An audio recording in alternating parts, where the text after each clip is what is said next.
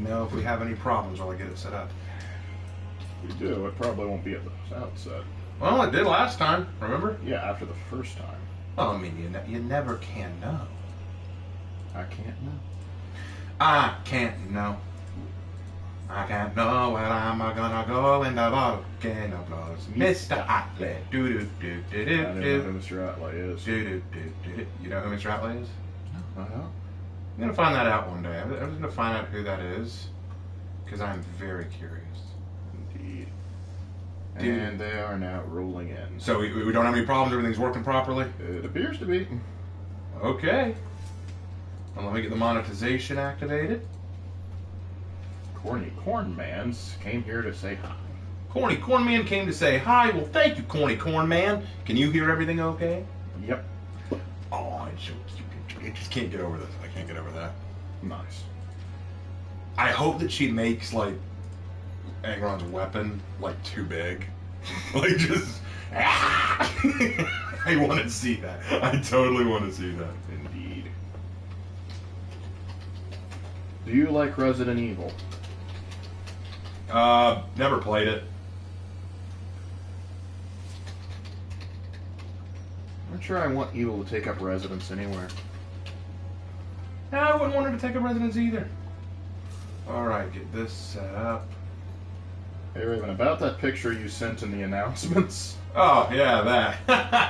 Oh no. Oh no.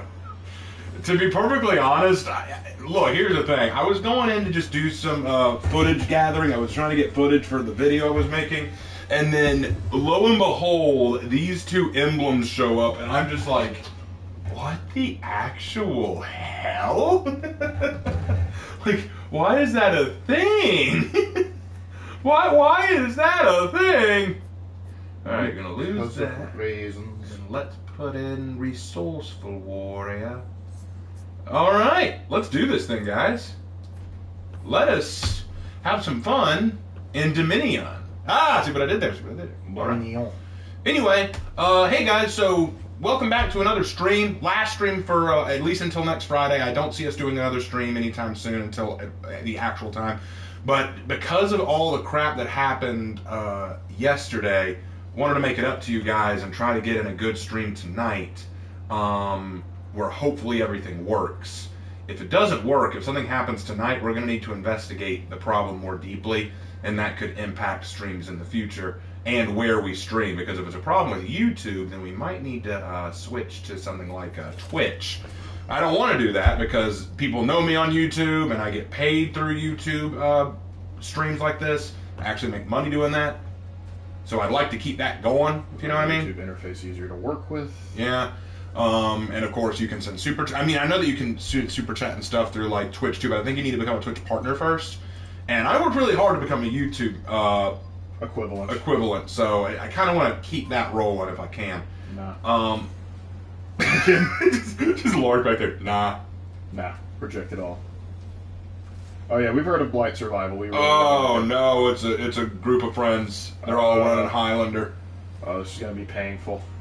Blazing says, bro, I'm loving this new season in For Honor. I'm glad you are. I'm enjoying it too. It's actually funny. Okay, so on the Discord, someone was talking about how they hate the new dodge attack changes, and someone said, Raven says he likes them. I did not say that. I did not say I like them. I'm just saying I haven't noticed the problems yet. Like genuinely, I'm not sitting here going, oh, these dodge attack changes are so terrible, I can't play the game. No, like, genuinely, maybe, you know what it is? I know what it is. I'm garbage at the game, so I'm used to eating heavies when it doesn't make sense for me to eat a heavy. So me getting parried out of a dodge attack and then eating a heavy for it, I'm just kind of like, oh well, another day of playing. Oh well, perfect end to a perfect day. Oh man. So anyway, we're going Conk, because Conk is close to the next rep. Figure we'll go ahead and get him up there. But I don't think we'll do well against these Highlanders, and judging from the state of my team, we got a Shinobi and a Shaman. We probably will not win this one, but we will do our best. Either you're going to demolish them, or they're going to curb stomp you. There is no in between. Ravens versus John DiMaggio and his brothers? What? What? You mean the Highlanders? Is that on the stream, or you count Joe DiMaggio? Because I don't think I'm going up against John DiMaggio. Good, man. Greetings to Raven. I love your videos. I've watched your Heroes in History. I couldn't read the rest of it. Could you read the rest of it? Let's see. It's from Italian Gaming. Yeah. So, greetings to Raven. I love your videos. I watched your Heroes in History series like 10 times. Hope all is well. Hey, thanks, man. Glad you enjoy that, and I'm glad to have you on. All right. And Battalion Gaming requests to be called back. There you go. And both of my teammates just quit, as I knew they would. Dear. I'm doing this alone. John DiMaggio is the guy who played the Scotsman in Samurai Jack. Oh, see, I wouldn't have known that. That's the thing. Nobody expects the Scottish resistance. This is not going to go well for me. I don't expect anyone to join. Oh yeah, this is going to be rough.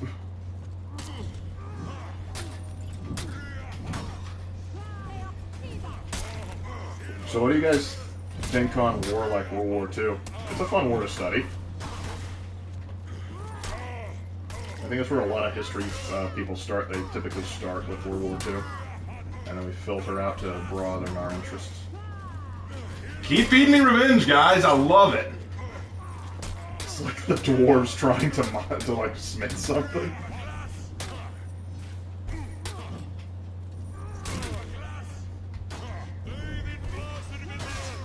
Keep it up, boys! I do not mind a bit! I'm not going to finish in time. Dang! I got one of them. I tried to do my fastest execution. I couldn't do it in time. But hey, you three just kept feeding me revenge. It was kind of funny. Raven, I'm one rep away from getting my Warden to rep 26. Expect that Ruth montage soon. Awesome! Nice! Raven choked. Yeah. Ooh, nice. Back with the comp gameplay. I told you I wasn't quitting. Like, I was joking when I said that. But the reason I said it was when you said, you don't play comp very much. And I'm like, is that an insult? Like, okay, fine. I won't do it anymore. But I'm just like, I don't see why it's a big deal. Is this just the way you guys are going to play? You're just going to gank with unblockable heavies? Pretty much.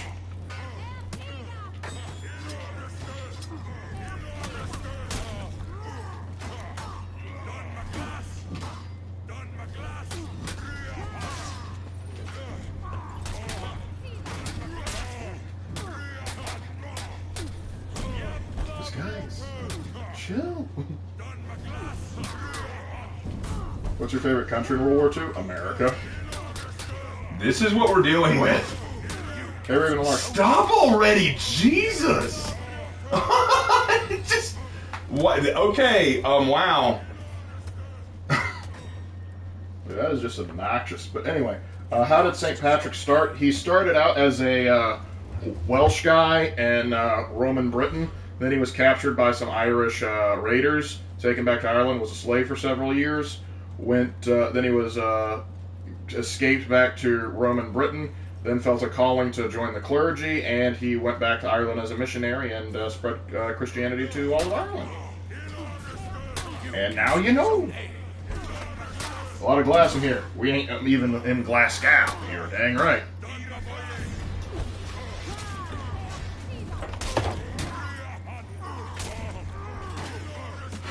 Maybe play Warmonger next to give him a taste of the coronavirus.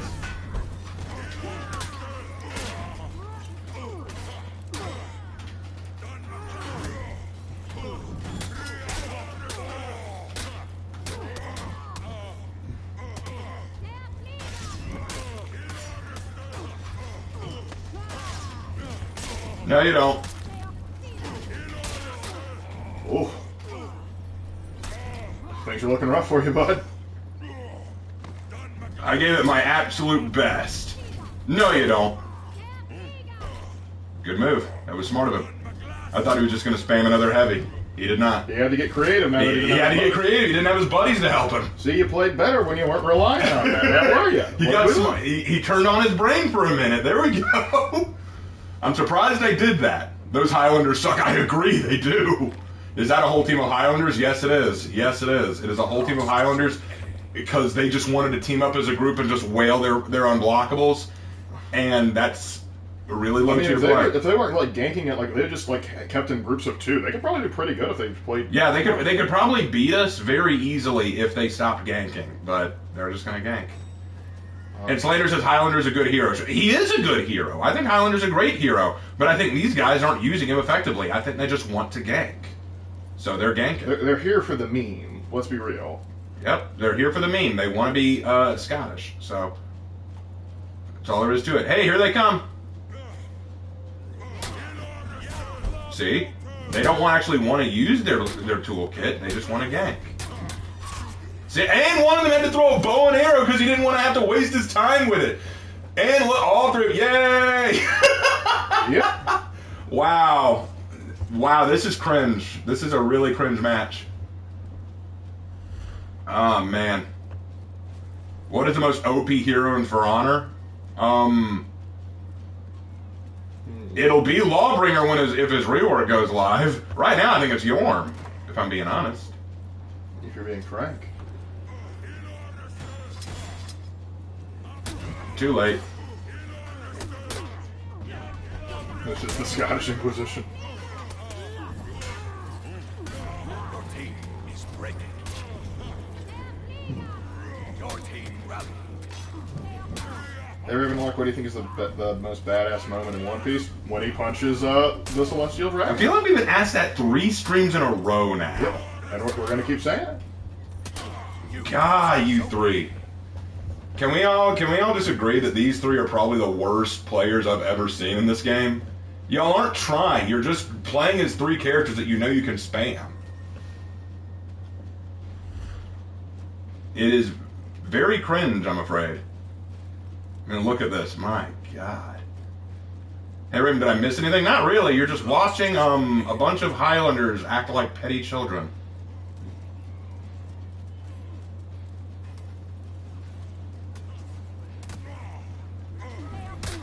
One by his lonesome, that's surprising. I don't think he's one of the friends. He just got on.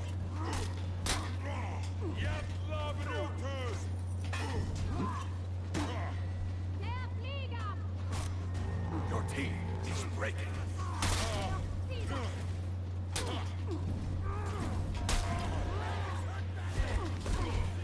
Coward. Absolute coward.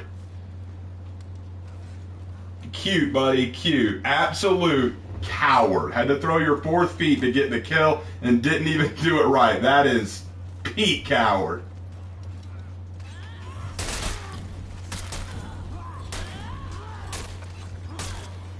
Roll. Just, man, this is cringe. My point with Flanders earlier is that he'll say VP is bad for this one move he does, but never acknowledge issues with Highlander. And here it comes. Yep, there it is. Oh my God, this is so bad. This is so cringe. At least I can take solace in knowing it's not because I'm bad, it's because they're cringe. Oh, man. And they're throwing their 4th feet again. There you go.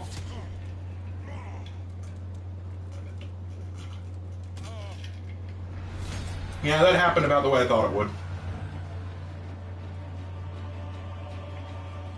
Hey, Raven, it's me again. I hope you remember my question from last stream. I remember. You'll have to wait till the end of the stream, though, for me to answer it. I'm in the middle of something.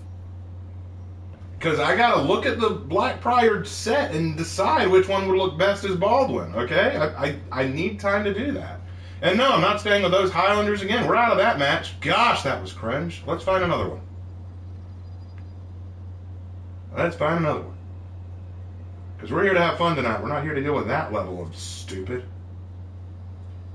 Slanderous just said, did I join at a bad time? No, you joined after a moment of 4 Highlanders deciding to just play low brain. I didn't forget Silver Wolf. I just need to, you know, get to the end of the stream. But yeah, that was low tier gaming. But at least they're not in this one. We can actually try to have fun with this one. Oh, Conk, you're so close. But we got to play someone else now. Let's try.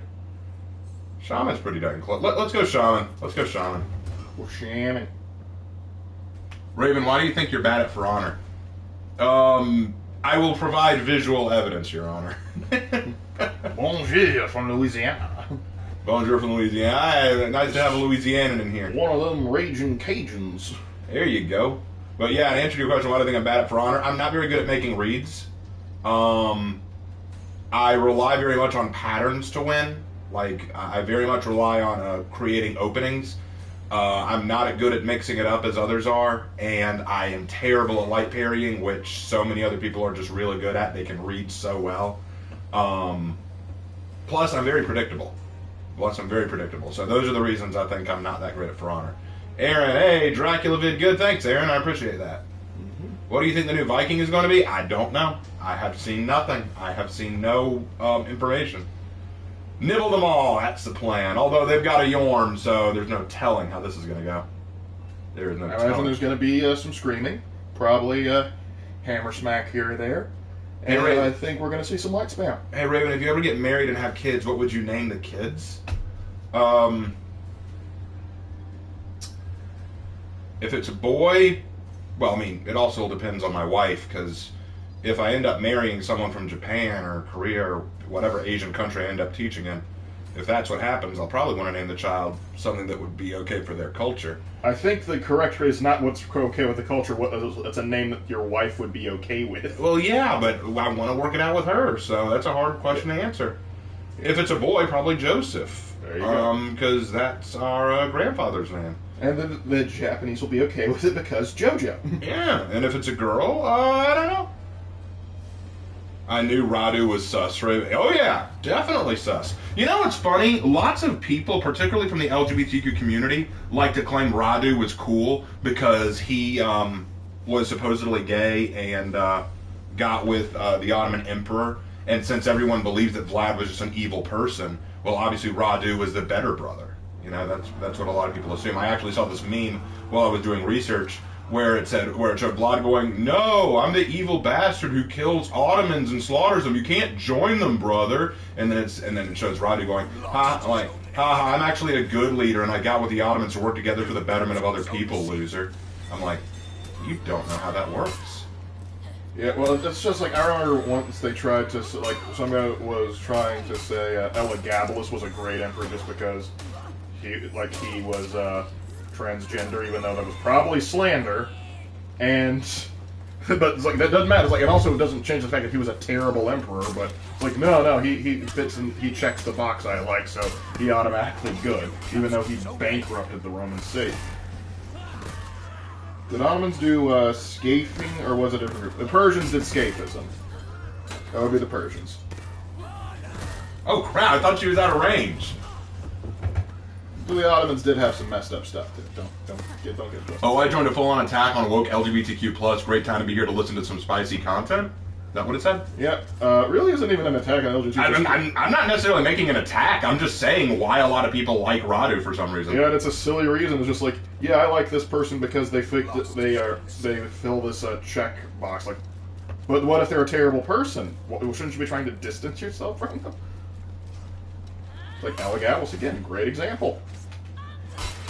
Or like some people are saying, like, Nero's just so cool because he helped a boy transition. Like, no, he adopted a boy that looked like his dead wife and cut off his Johnson. And also, I'd hesitate to say that Radu was truly LGBTQ and not suffering from Stockholm Syndrome. Yeah, sometimes you get. See, the proof is in the pudding why I'm not good at this. Raven, I think they like him only because he's gay. And like I said, I don't think that he was necessarily gay. I think that he had suffered from Stockholm Syndrome, as a lot of people who became slaves in the Ottoman Empire did. Yep. It was very common. Honestly, if you want an LGBTQ person who was a competent leader, look at Emperor Adrian. There you go. The dude was as straight as a circle.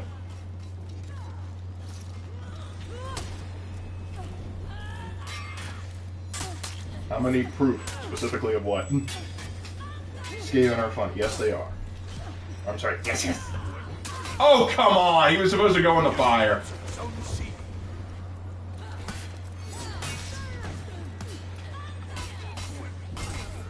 We didn't start the fire. Nom noms. The nom nom is victorious. Death by nibbles. Wait, one of their own quit. Why? Why? Y'all are winning, I think. I mean, it's. They took C. Shoot, I'm coming back. You lost Zone C. This is not good.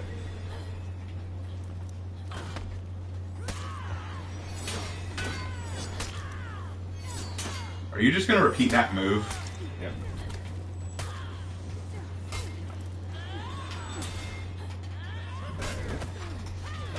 Are you playing with viewers today? No, we're trying to make sure. No, we're trying to make sure that the stream works. So we're trying to like limit. Nom nom. Suck it. It's an execution in its own right. Really liked your Vlad video. Think he's a really interesting person in history. Thank you, Revolver Hell. Hey Raven, which is funnier, the Skaven or the Orcs? Ooh, that's a tough one. I would say the orcs are funnier. Probably. You captured Zone C. But yeah, so and for some people were saying that they're out of the loop because they haven't watched the Dracula video yet. Watch the Dracula video, you'll understand what we're talking about. Yeah, eat good video. I enjoyed making it. It was a long time in the making, but it was fun. Hey Raven, what do you think would be good to have a hero skin as the Vlad? Oh, who should have a Vlad the Impaler hero skin? Either Griffin or Lawbringer. Yeah, Griffin would probably be my pick. Oh, why didn't I do a light up to that? It was entirely accidental, that's why. I heard a car. Yeah. Yeah, we live in an area where everyone has car problems. We're not fancy streamers. We can't afford like soundproofing and stuff. Oh, crap. Crap! I'm backing out. I feel like that move should do more damage to male heroes. I think that Orochi's a little mad at me. What's the best and worst part about making For Honor content? The worst part is that I'm not very competitive at the game. I'm not as top tier gameplay wise as others, so I can't make content where people go, wow, you're so good! Which is what a lot of people look for. Like, people love watching John the Liner and Vita Neon and all these other people who know the game inside and out to the point that they can just dominate matches, and I can't do that. That can be very annoying, especially when I have people telling me, oh, you don't know how to play the game, learn about the game you're playing, that kind of thing. I've had people tell me that, it's very annoying. So that's one thing. The best part about it, though, is I talk about stuff in terms of For Honor that so few people know about, like the history, the culture, the storytelling. So, genuinely, that's probably the most fun for me. I get to cover a topic that most people have not thought about or don't think about. The downside to that, though, that form of content, is there's always going to be that group that say, no one cares. It's history, it's culture, For Honor isn't historical, it's fantasy, so no one cares. And then when I talk about the lore or the story, I get those people who say, who cares about the For Honor story, it's not good. And then I have to say, oh, well, screw me then, you know? I guess I'll go over here then. Like, I guess I don't have a purpose. Yep. I love your stories, they're amazing. Thanks, Fudge Pop. She likes your stories. Appreciate that. Should I get Zanhu or save up for a cosmetic?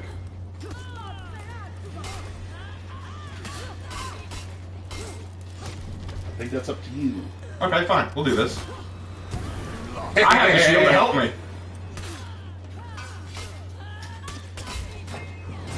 Ooh, good parry. What could be worse than a shaman, but a flaming shaman? Ooh, Jam of War 09 just dropped $10 saying, Raven, I think I think you're better than most of them because you talk the most. Sorry, I just thought that was funny the way that was phrased. Go ahead. Even if you're not the best, I like learning the stories you tell, and probably the only For Honor YouTube I do watch. But I appreciate that. That means a lot. That really does. Thank you for saying that, and thank you for the $10. I'm sorry I laughed. It was just funny the way you said that. I like you the most because you talk a lot. Like, you just won't shut up, Raven, and that's what I like about you. You don't know when to shut your mouth.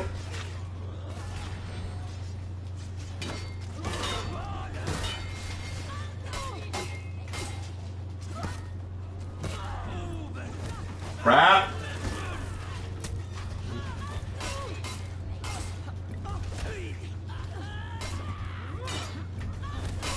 Honor story sucks. Yeah, like Rainbow's any better. What story? Does Rainbow have a story at this point? It does. Like, I don't know, I feel like they should write it out a little bit instead of just, like, occasionally giving a trailer that gives some more information. Yeah, for sure. Well, I was already going to lose that one. I was up against 2. Yeah. What do you guys think of Shugoki? He is the best. He is the heavy. He is the big boy. That knee pommel hit is a huge what? Pain. It is. I genuinely think that move should not be feintable. I think if you commit to if you make the move, you need to commit to it, because the fact that you can feint out of it is so cheap. It is so cheap. It is one of the worst 50-50s.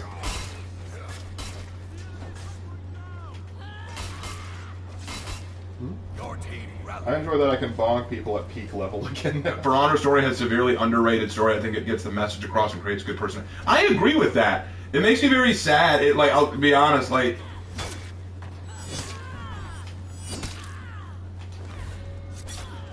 oh, we're doing this now. Yeah. Really shouldn't have done that, man. Really shouldn't have done that. Back the axe. Zone A.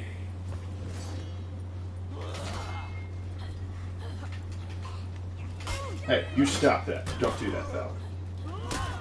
Harry, but how many other historical figures, like Vladimir, are misrepresented off the top of your head? Oh, tons! Go down the laundry list. George Washington is often misrepresented. Ronald Reagan is often misrepresented. Sun Tzu is often misrepresented. Oda Nobunaga is often misrepresented. Toyotomi Hideyoshi is often misrepresented. Let's see, who else? Yin Shun Sen is often misrepresented. Lots of American heroes. Leonidas is often misrepresented, not in a bad way typically, but they just get it wrong. Let's see, who else can we think of off the top of our head? Nibbles. Your team rallied. A lot of Roman emperors get misrepresented. Yeah, for sure. Ha-ha! I got you, Glenn. You're a bot, so it's not as big a deal, but I got you. That's what matters. Lu Bu, Chow Chow, Baldwin IV. Yeah. Oh yeah, right. Any of the Richard the Lionheart gets a lot of crap. Yeah, Richard gets a ton of crap. Yes, he does. No question. It's weird though, because Hollywood wants to love-hate him. Raven, please. Frog Hannah is making me feel weird. That's not Frog Hannah. That's Frog Claire. My female persona. Enjoy it. Enjoy that. May it be the last thing you see before you go to bed. Capture Zone A. Who's your favorite Roman emperor? I feel like we've been asked this. Yeah, I know, but this person hasn't asked before. Julius Caesar, I would say. Not an emperor. Oh, not yet. We're right. You're thinking of Augustus. You're right. I'm thinking of Augustus. Either Augustus or Octavian. Those would be my choices. Augustus and Octavian are the same one. Why do I keep messing up tonight? It's because I've been studying a different portion of history. That's why. You jumped out of Rome and then you lost it. I left Rome to talk about the Balkans, and now that I'm back in Rome, For me, probably Aurelian. a few more warts won't hurt anyone. So it makes you feel weird when you know it's Hannah Frog, but when you know it's Claire Frog, me Frog, no, that's fine then. A few more horrors. It's socially acceptable now. It's socially acceptable because I'm the Frog Girl. Thank you, Reputation 28 on Shaman. I'm proud of that. I'm good. That's good. I'm in trouble. Should I adjusting my kidney? Did you eat kidneys for dinner, or they're Is there something we should know? What if I'm not in Rome? Dun dun dun. What about Charlemagne? Charlemagne doesn't. Ironically, he doesn't pop up in a lot of stuff. Yeah, a lot of people don't talk about him. Alfred the Great. Mm-hmm. I mean, let's be honest. With new Assassin's Creed Valhalla, they're doing him dirty. Yeah. What's Hannah saying? I can't read that. This conversation It has taken a weird turn. Well, Hannah, sometimes that do be how it is. Is that guy a Warhammer fan? He's got the twin-tailed comet. Where? Oh my gosh, this is Sigmar's lackey. Yeah. That's the Sigmar. Oh my gosh, he's got the two-tailed comet, and his name is Sigmar's lackey. Whoever that is, now top tier. I love it. Fandom story is actually still going on. It created the ground for all the seasons coming. What happens? It's actually cool. You know what's funny? I'll tell you this. It was really sad. And if Slanders is still watching this, I don't know if he is, but I felt really bad because Slanders released this really good video where he was talking about how underrated the Fandom story is.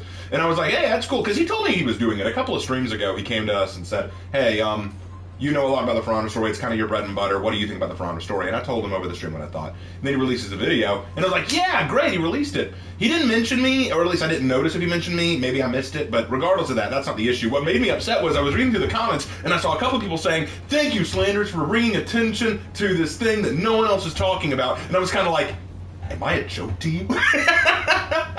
Like, am I a joke? I've been doing this for ages, man. Slanders says, I am omnipresent.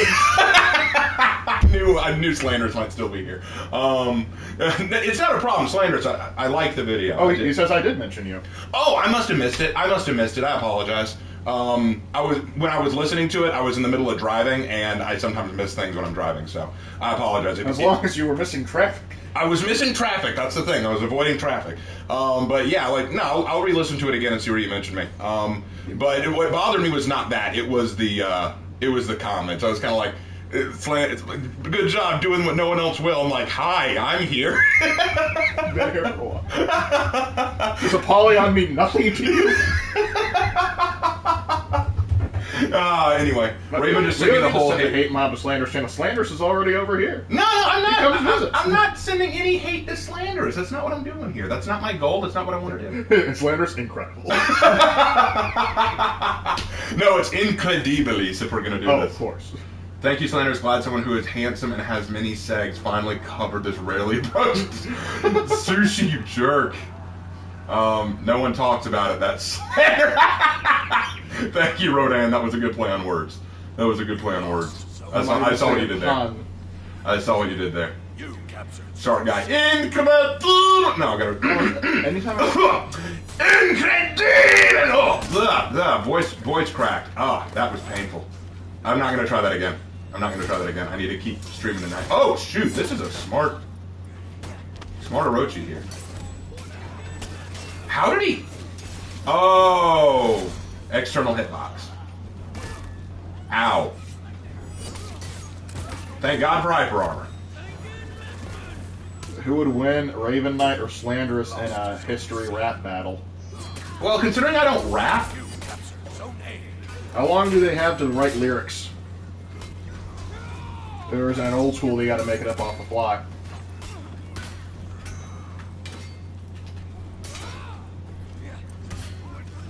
This is not going to end well. Got attacked from both sides. You captured Zone C. I will say what the fat kid said direct. Do the Either roar! or. Either or. I love you, Daddy. I love you, Daddy. That attempt to scream actually hurt my throat. Ma. There we go. Thanks, Raven. That incredibility's almost crashed my connection. Yes! I am pleased.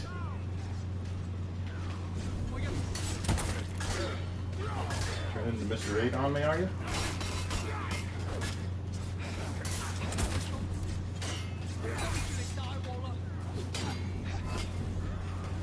Crap.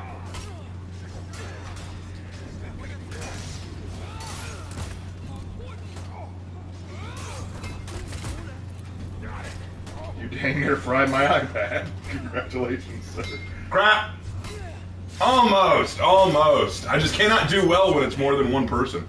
Hey, Raven, is Genghis Khan misrepresented? If so, can you do him next? I'm still deliberating who I'll do next, because keep in mind, the Vlad the Impaler video, it took me about a week or two to actually finish working on, but it took me a couple months to get the research and reading down that I needed to do.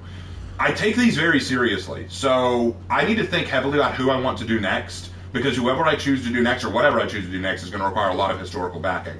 I am thinking right now about doing the Spanish Inquisition right now because of, well, the new season and all. There, gun kill.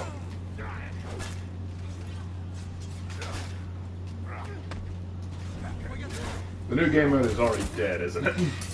Well, admittedly I haven't played it today, but at the same time, I haven't been playing much today. I've been kind of busy. Yep. I think a video on the Spanish Inquisition would be a good choice given this current season. We were considering that. Hey, Lark, have you heard of our true Lord and Savior, Froggy? Or Froggy? No, Shark Guy. No, I haven't. Oh, that is unfortunate. Goodbye, Sigmar. You destroyed a person from the Empire with artillery. They would be proud. Yes, they would. True artillery. Hey, Raven, who would win, Guan Yu or Vlad Tepes?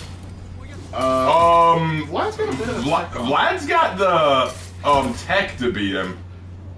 Not to mention, Guan Yu isn't going to have as good troops to work with because, yeah, he's got like it's wildly inconsistent the quality of troops Guan Yu's going to have with him. Hey Raven, how's that croc doing that you read? Oh, I forgot. I didn't tell you all this. Holy crap. Okay. First of all, Gator.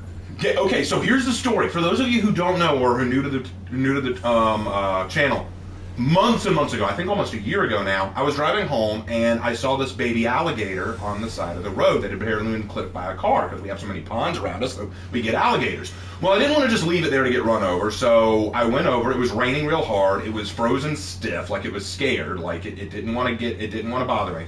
I grabbed it, threw it in the back of my car, and carried it to the pond closest to our place and threw it in.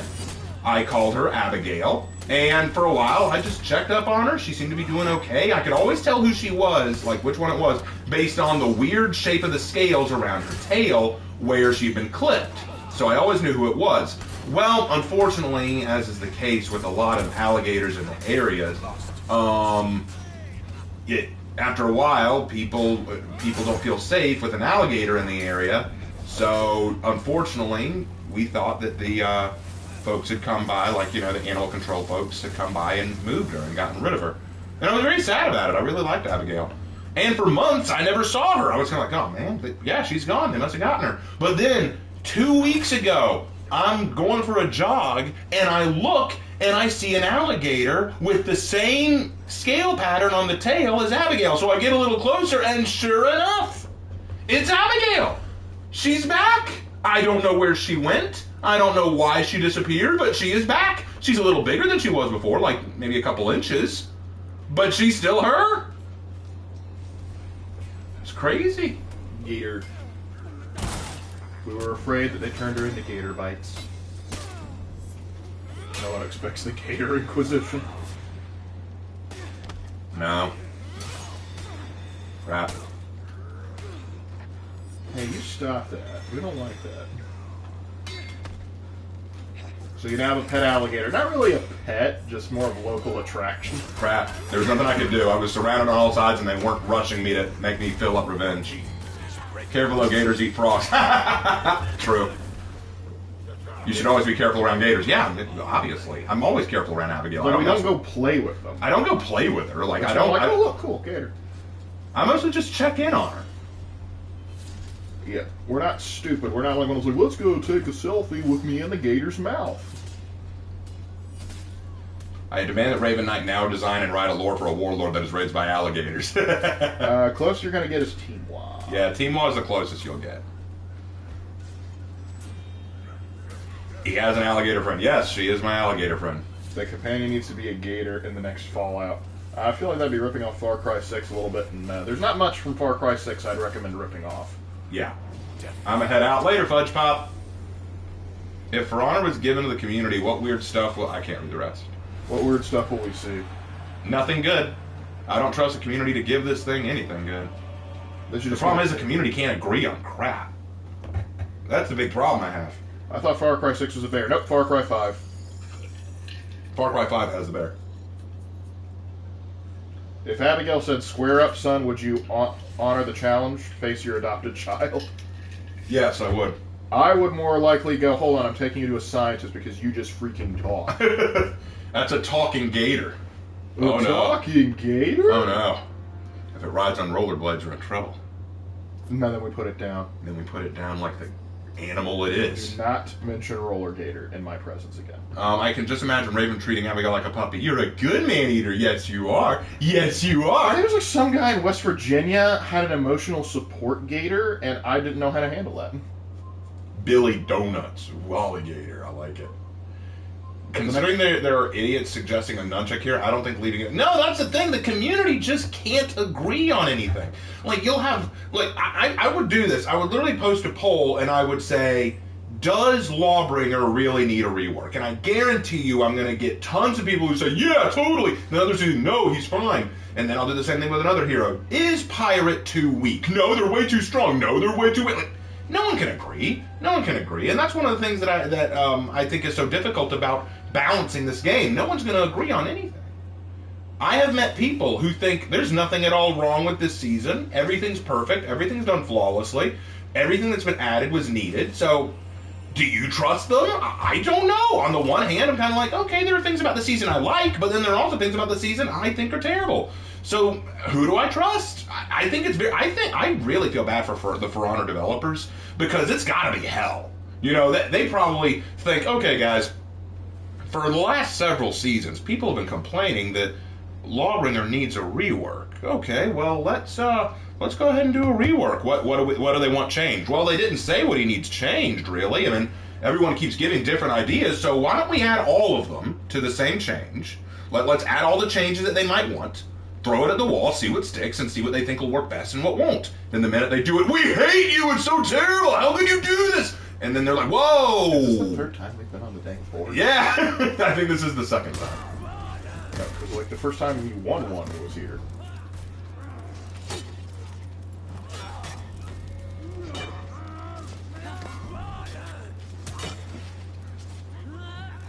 Crap.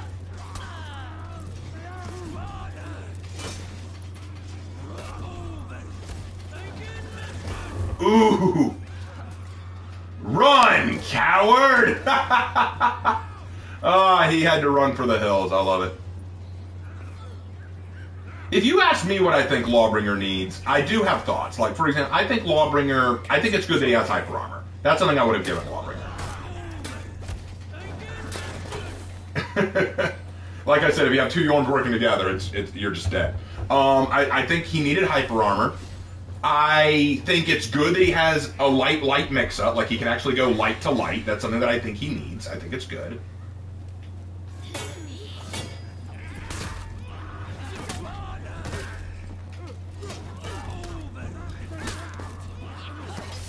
Ooh, good parry.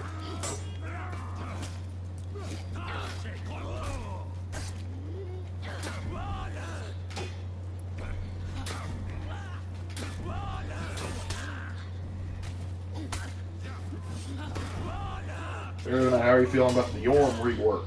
I think she's way too powerful now. Yeah, she kind of asked for that.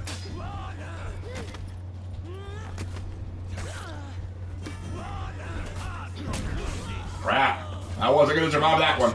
Anyway, all he needed was hyper armor on his heavy finishers and some, what? And some tuning. I think what he needed was hyper armor on his heavy finishers and the ability to go light instead of light-heavy light. You know, like I think he could use like the two light combination, and then I think that was all he needed. But you know, at the same time, I don't know everything that he needs. I'm not good at this stuff, so I'm not going to sit here and claim, oh, objectively, this is what we need. Obviously, all we needed was a chain gun. Of course, we all need chain guns. And all four of them. I can only imagine how the motion capture guys felt. yeah.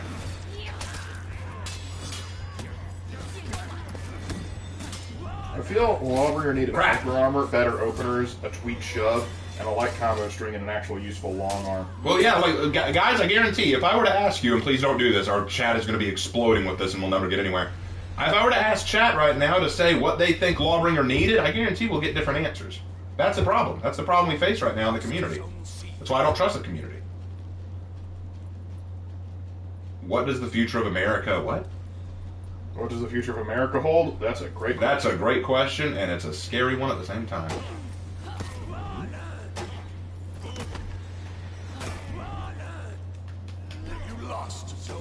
You can always count on more DACA to solve a problem. You're not wrong there. Because if DACA doesn't solve the problem, you're not using enough of it. Lawbringer is too tall, needs nerf. No. Nerf.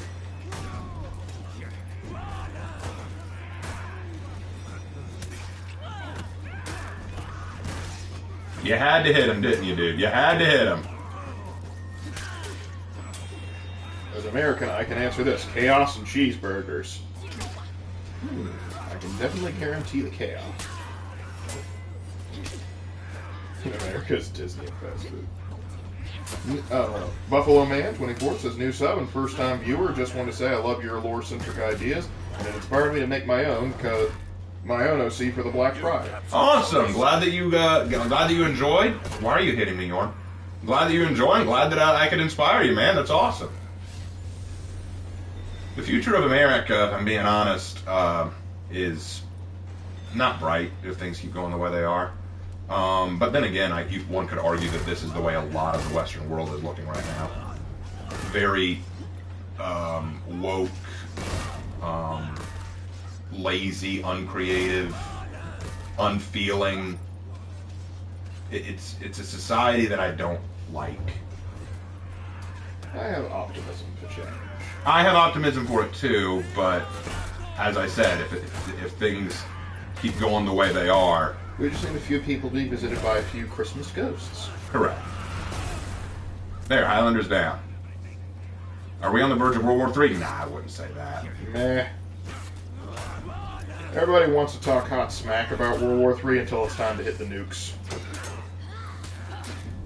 We need another FDR, and now we're in enough financial trouble as it is.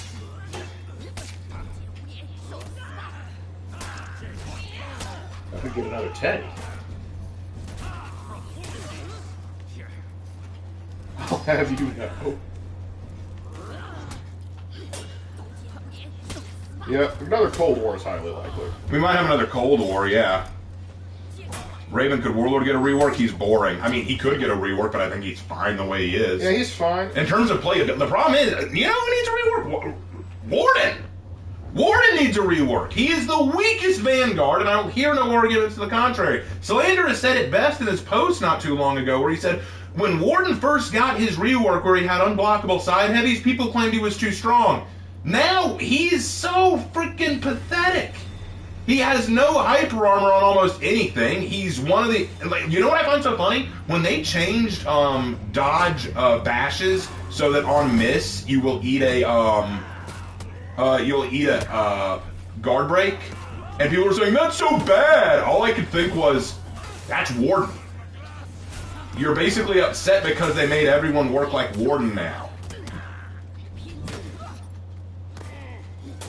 But Raven, Warden's duel statistics say he's in the top 5. He needs nerf.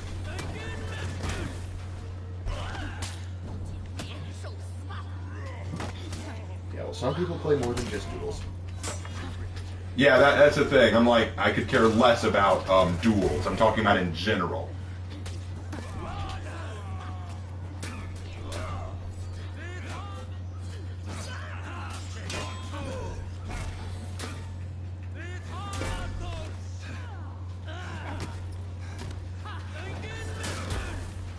How did he survive that? I want to know how he survived that. Woo. Anyway, else, Warden is no way that great in a duel. He's not the best. I think the thing is, the people that play duels repeatedly, they're just good at anybody they use, and they just pick Warden. Warden can be useful in duels, and he doesn't have to... Oh, you're going to play 4th feet? So can I!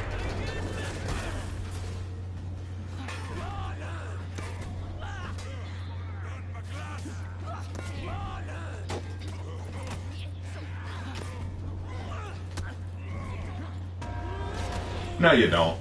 No. What can I say? When you're Yorm, every problem looks like a nail. Why'd you interrupt me, dude? I was gonna get the X! He had to use it or lose it, and he decided to use it. Jerk. Raven, I love the Vlad Dracula vid. By far one of my favorite vids you've made. Keep up the amazing work. And what you think of the lore so far for this new season? I think the lore for this season so far is fine. It's not the best, though. I think it's got some problems. On the one hand, I think that the addition of an Inquisition is creative. I think it's awesome. In fact, there are a lot of things you could do with an Inquisition. I think the problem is the way they've executed it is wrong. For one thing, it plays into the stereotype that Inquisitions are evil and bigoted and stuff like that, which they aren't. They weren't historically. I mean, what's the best way to put this? There were instances where the Inquisition went too far. I think we can all agree on that. But their existence alone is not bigoted. They were there to prevent heresies. That was their goal. Now, what I think could be interesting here is if, with Horkos having won the war or what have you, they start persecuting Ashfeld.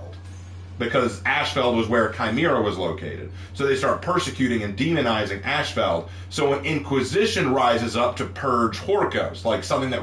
Or maybe a cult rose up to oppose Horkos specifically, and Horkos created an Inquisition to root out that cult, but that's not what happened.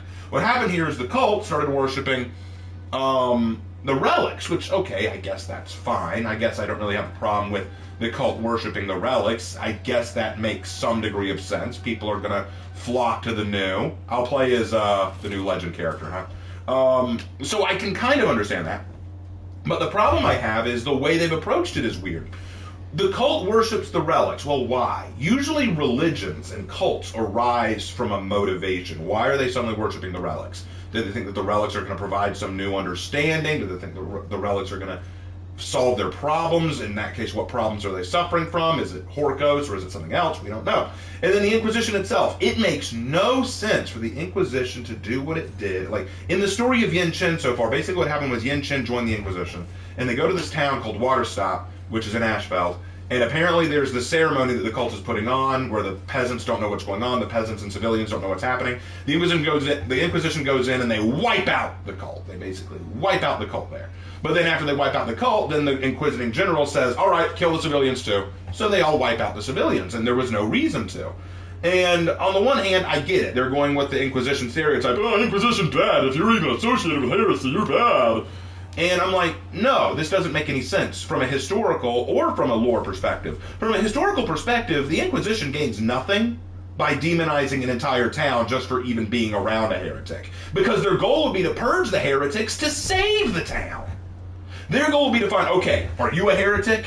You're a heretic. You're a danger to everyone in this town. You need to die. That would be more like an Inquisitor. But an Inquisitor who says, there's a heretic in this town, kill everyone. They would only do that if the whole town were heretical, or they had reason to believe that everyone in the town was heretical. And then it doesn't make sense from a lore perspective either. From a lore perspective, this is a Horkos-run Inquisition to stop the spread of this evil cult, right? Okay, that's fine. I don't mind that. But why are you killing the people who are going to support you? Why are you making enemies out of everyone? I get the idea, you know, like, we need to show the wolves. The wolves must rise. Yeah, okay, what happens when you killed all the wolves? You're basically making it so no one wants to support you. If you want your tyrannical government to run well, you need people to follow it and feed you, you know? You may be wolves, but you still need sheep to feed on, you know? That's the thing I never under, like, kill all the sheep. You kill all the sheep, what's going to feed you? You know? It goes down to that point. But then there's even more than that. There's another problem that I foresee. I predicted a long time ago, people kept asking, who's going to win the war, Chimera or Horkos? Who's going to win the war? And I predicted, if Horkos wins, Apollyon will be very sad. Because we will not get our Apollyon war that Apollyon wanted. We're not going to get that. That's not happening. We're not going to get the war that we were hoping for. Why? Because Horkos is just going to become a tyrannical dictatorship, and that's what we've seen happen so far. We've seen a tyrannical dictatorship take over, where they've even go so far as to claim that Horkos is now a state religion, and anyone who opposes it is a heretic. Does that not sound to you like a tyranny?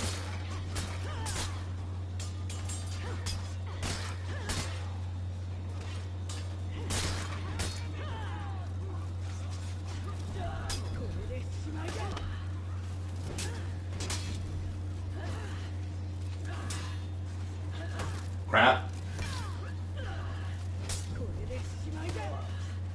There you go.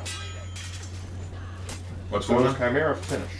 We don't know. They haven't said what's happened to Chimera. Yeah, they'll probably pop up. They'll probably come up again. Like, what's probably going to happen is Horkos is going to go too far. Yin Chen is going to find Chimera and help them rise up again. Well, I'm just spitballing here what I think is going to happen.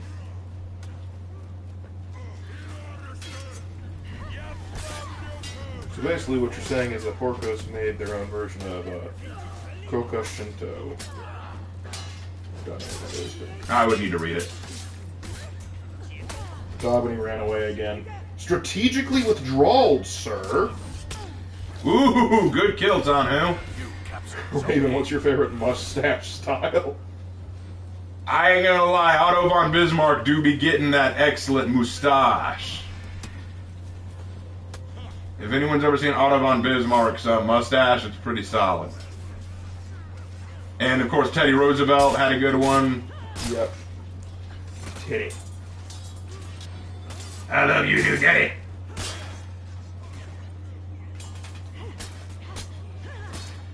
You two fight it out. I'm gonna go back up to Watch head. was Horkos had won because Holden got locked into a retirement home.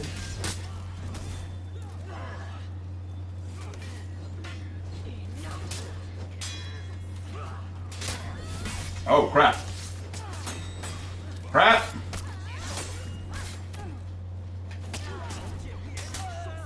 Okay, but Kaiser Wilhelm II, not a fan of the swooped mustache. Ooh! That's beyond a mustache. That is just peak facial hair. Yep. There we go. Vlad the Impaler stash was legendary. It was pretty nice. Hey, Lark, have you ever played Vermintide before? I played Vermintide too a little bit. It was alright, but I feel like in order to enjoy it, I need like a full team. Enemy team is breaking.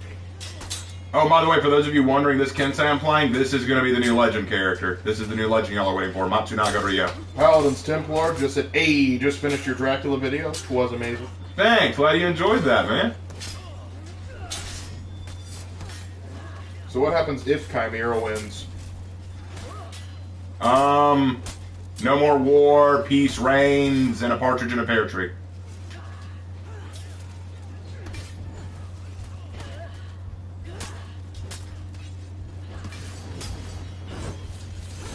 I'll teach you the one trick to beating me, Warmonger.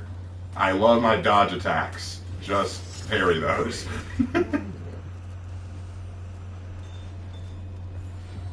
See, the thing is, I'm aware of my weaknesses, and most players figure them out very quickly. You hear about the Chaos Wars and Total War Warhammer 3? Yes, I heard about it. Yeah, I heard about it. Yep, but don't want to get short with them now. I almost felt Halloween crawling at my spine when watching the Vlad video. What are your hopes for the Halloween event? I hope they bring back those executions, like with the cool cross killing the vampire execution and stuff. I really want that. That'd be cool. That would be so cool. Yeah, we got time for another Dominion. Hey, Raven, how feudal is the war in For Honor at this point? Is there even any point to fighting anymore? They don't even know what they're fighting for. That's the problem.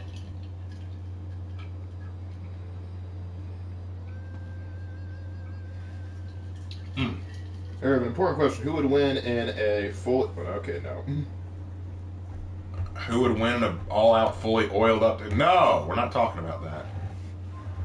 We aren't doing that. Yes. And if we were to answer it, it would be Shugoki. Tiandi Min Square recognized you. Oh, are you on the team? Are you with us?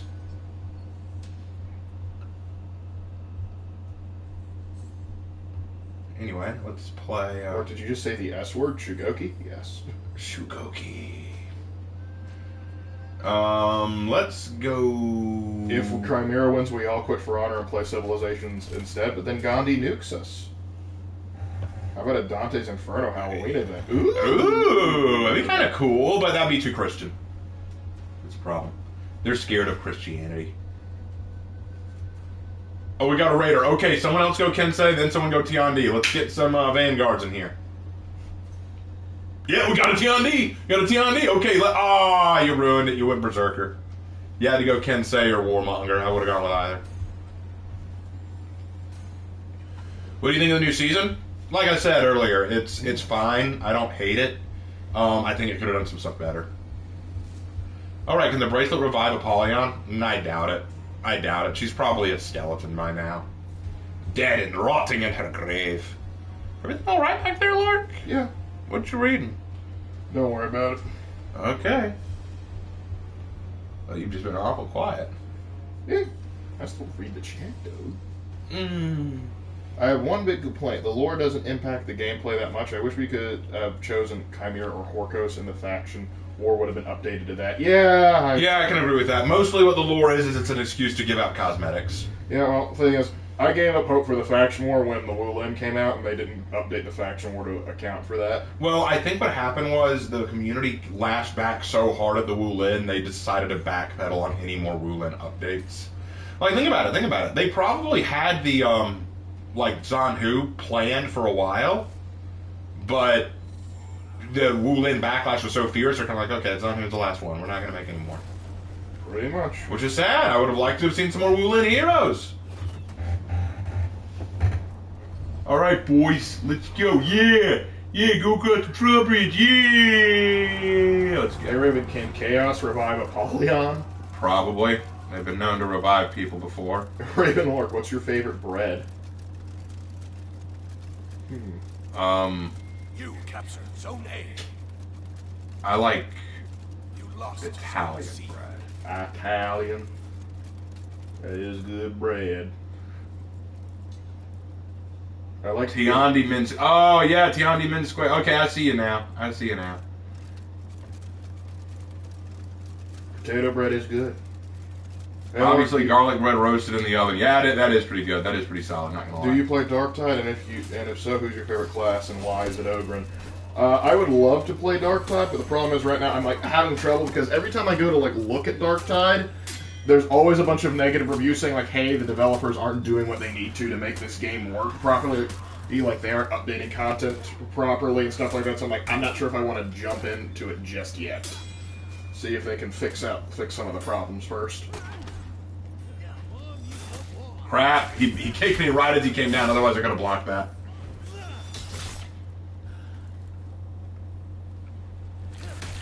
Italian herb and cheese. Okay. That's fine. Y'all do you in terms of bread. Mm-hmm. Is this the world's most advanced freaking loaf of bread? Yes. We probably won't win this one. 2 Aramushas, San Hu, and a Shaolin. That's not a good combination. Besides For Honor Warhammer, what are your favorite games? Like top 5? Skyrim, for sure. It's a great one. Did you have like a video where you had like your top 10 games? Yeah, I did a video called my top 10 favorite games. Hmm? I don't care if Warden gets worse by a rework, he's just boring to play. Shoulder bash should not be the center of his moveset. I agree with that. I think his shoulder bash is cringe. Favorite way to cook chicken? Probably, just pan frying. We will create prejudiced racial caste based on what bread people like to eat. Hey, Shaolin, this is payback for earlier, brother. This is payback for earlier, brother. Goodbye, monkey man. I love to shoulder bash into a spear during a good old medieval battle. Tis true. Tis true. Come on, Tiandi, hold out. I'm coming to help you. Throw that son of a bitch. I do make a pretty good grilled chicken. There we go. There we go, Tiandi. We got him. What have I done asking the bread question? What have you done indeed? What have you done? Raisin bread supremacy, get out. Get out of here. Raisin bread's fine, but it's not the best. Yeah, I just don't like raisins. Raven Knight, do you have a Discord? I do. I do have a Discord. Mark, Yeah. would you mind dropping that link? Yeah, sure, let me get on that.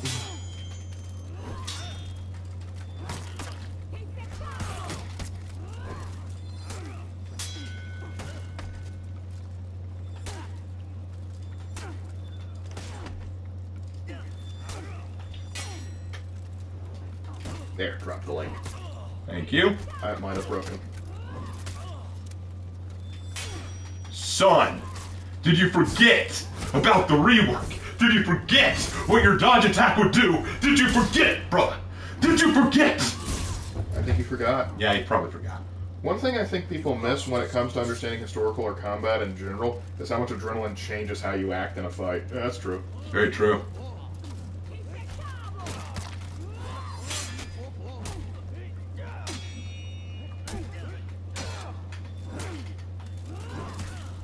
Another automation. Garlic bread is the way any other bread is hierarchy. I think you mean heresy. The order of the garlic bread shall rise. Keep him out of the zone. Keep him out of the zone. Nope, I'm out of there, Scoop.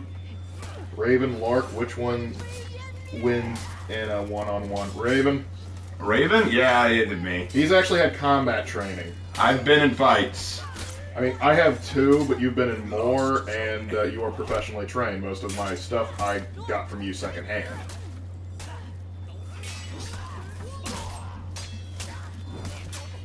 What about pumpkin bread's awesome. Pumpkin bread's good. I like pumpkin bread. Change the stream to the bread. Why did I click the link? I don't know. Why did you click the link? And when we're speaking of bread, we're not going to mention the best of all, banana bread. Banana bread! Listen, banana bread with some peanut butter and chocolate chips. Mmm. Bottomus. People often criticize generals when they have a bird's eye view, when usually they're either at eye level or in the fight themselves. Yeah. Yeah, that's the thing. Like, hindsight's 20/20. Yeah, you can't always account for everything. Oh, good move. I mean, like, people will go like, well, if I was in command of insert battle here, I would have won. Like, yeah, if you still had the hindsight, absolutely. I don't like nanas. Who hurt you, Skylander? Who hurt you? Well, I mean, you beat me, buddy. Good job. You did a light span with a sharpened blade. That's impressive. That takes skill, ladies and gentlemen. I can't tell you how much skill it takes to be able to light span while you have bleed effect on your blades. That is a skill. Next stream needs to have bread somewhere, or I'll just film myself making dinner rolls. Nah. I'm joking, obviously. Nah. Nah. Your team is Dylan is in a breaking. box. Good enough. As long as Dylan knows he's in the box. Raven, what is your favorite fruit? Peach. Peaches. I love peaches. They So are that the swiftly absolute without best. accents. Hey Raven, what other accents can you do? You too, Lark. We're not gonna do accents right now.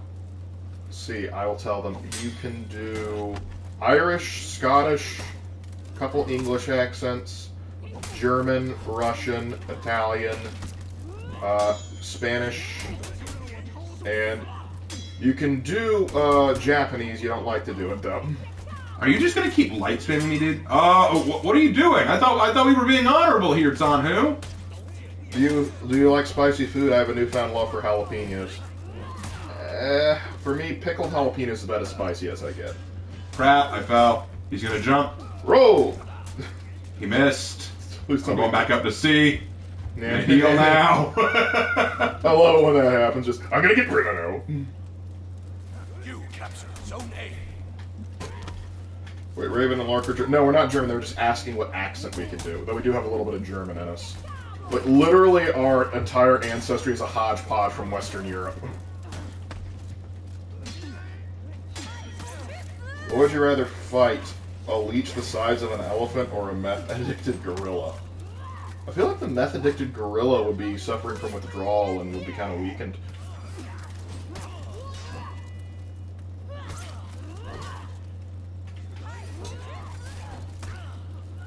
What's going on with the For Honor community lately? Well, they're all freaking out over the season's changes. They're saying that they hate the Lawbringer rework coming to the testing grounds. They say that Yorm is either too good or still not what they like. They're saying that the Inquisitor skin is freaking awesome, which it is. They're saying that the changes aren't coming the way they want them to. I've heard some people say this is the best season we've ever had, and I've heard people say this is the worst season we've ever had, and For Honor's dying a slow, painful death. Mm-hmm. I've heard both. Yep, let's see. You guys better not be French. Our family has not been French for 1,000 years. Thank you. Your team is breaking. Raven, can you kill a person with metal gauntlets? Yeah, why not? Sure you can. I mean, you can kill someone with your bare hands. I don't see why killing someone with metal gauntlets would be. Keep feeding my revenge, boys. Thank you. And he's dead. Would you rather meet a horse-sized duck or 4 duck-sized horses? I'm just meeting the duck-sized horses. Yeah, the duck-sized horses would be fine. Because ducks can be jerks. Ooh, we turned. No, Zanhu, why are you being mean to me? I thought we were friends. You've been French? Yeah, like, we were French in the way that our ancestors were Normans.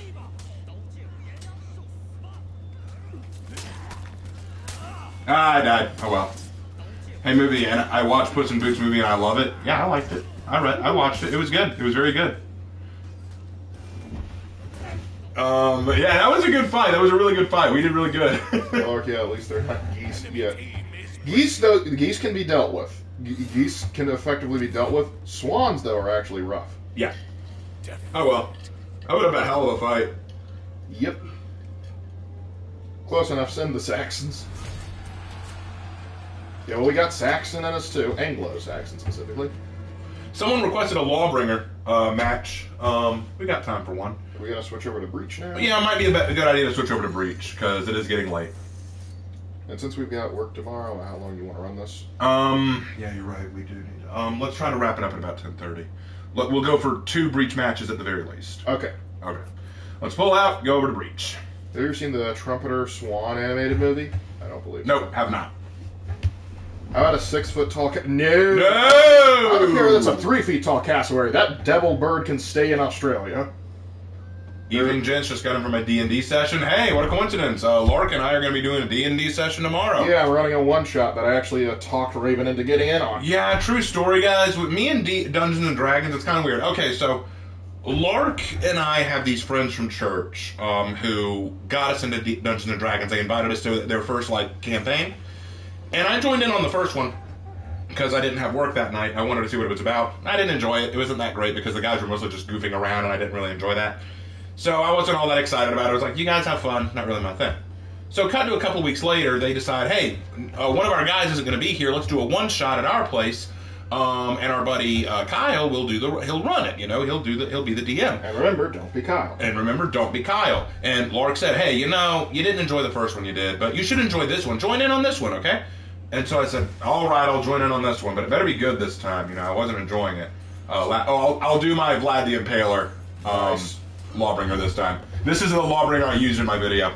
My Vlad. Anyway, so what happened was we did it. It was terrible because Kyle had not prepared at all. He hadn't done any work. He ad-libbed the whole thing, and he's not the kind of DM that can ad-lib crap. He did it terribly. It was boring as hell. I just said, you know what, guys? I didn't enjoy this. I'm not going to do it. And Lark, you were furious at Kyle because you were like, this was Cliff's second try, and you ruined it for him. It was not fun. Yeah, so it was a bad attempt. So I really didn't want anything to do with Dungeons and Dragons after that. Well, Kenny also shoot him out. Well, Kenny, I didn't know Kenny shoot him out. I knew you did. He'd shoot him out, but he's like shoot him out once and I was done. I repeatedly shoot him out. But anyway, so they were doing Curse of Strahd. You're still in the middle of Curse of Strahd. Towards the tail end, but yeah. Well, you're wrapping it up, but you're still on it. Well, anyway, one of them, Kenny, he can't be there. Kenny won't be there for this one, so they decided, hey, why don't we do a one-shot? And they're going to do it here at our place, and Lark is going to be DMing. And Lark said, hey, Raven, why don't you join in? I said, guys, I'm glad you enjoy that. I didn't enjoy the first 2 times. I'm not really all that interested. But Lark, you kept pushing, like, hey, man, no, dude, I'm going to be the one DMing this time. I know exactly what we're going to do. I'll help you build your character sheet. We're going to have a good time. It's just a one-shot, and if you don't like it, you never have to do it again. So after much convincing, finally Lark got me to do it, and he got me to agree. So I've made my character. We finished the character sheet. Lark's got everything set up. He's been working on this for, I think, over a week or 2 now. We're very excited about it. I'm nervous because it's going to be my 3rd time doing it. You know what they say, 3rd strike, you're out. That's kind of why I'm a little bit nervous right now. So, yeah, well, I think you're going to enjoy it because I actually have a full-on structure plan. But let's see, Raven should do a homebrew setting for the Ravenlord setting. That's actually kind of what I'm doing. Because what I created is basically takes place a couple centuries after the Ravenlord established a kingdom. So, yeah. This one-shot is funny because I incorporated a lot of past D&D sessions for my friends into this one. So, they're going to get a kick out of it. Anyway. How about a D&D campaign set in For Honor? That'd be interesting, but it'd be very, very limited in races. Yeah, and stuff. if you want a low magic setting, then yeah, that would work. Otherwise, everybody's gonna be playing fighter. She's the farter class. The fighter, barbarian, paladin, with some nerfed abilities, and maybe ranger, and rogue.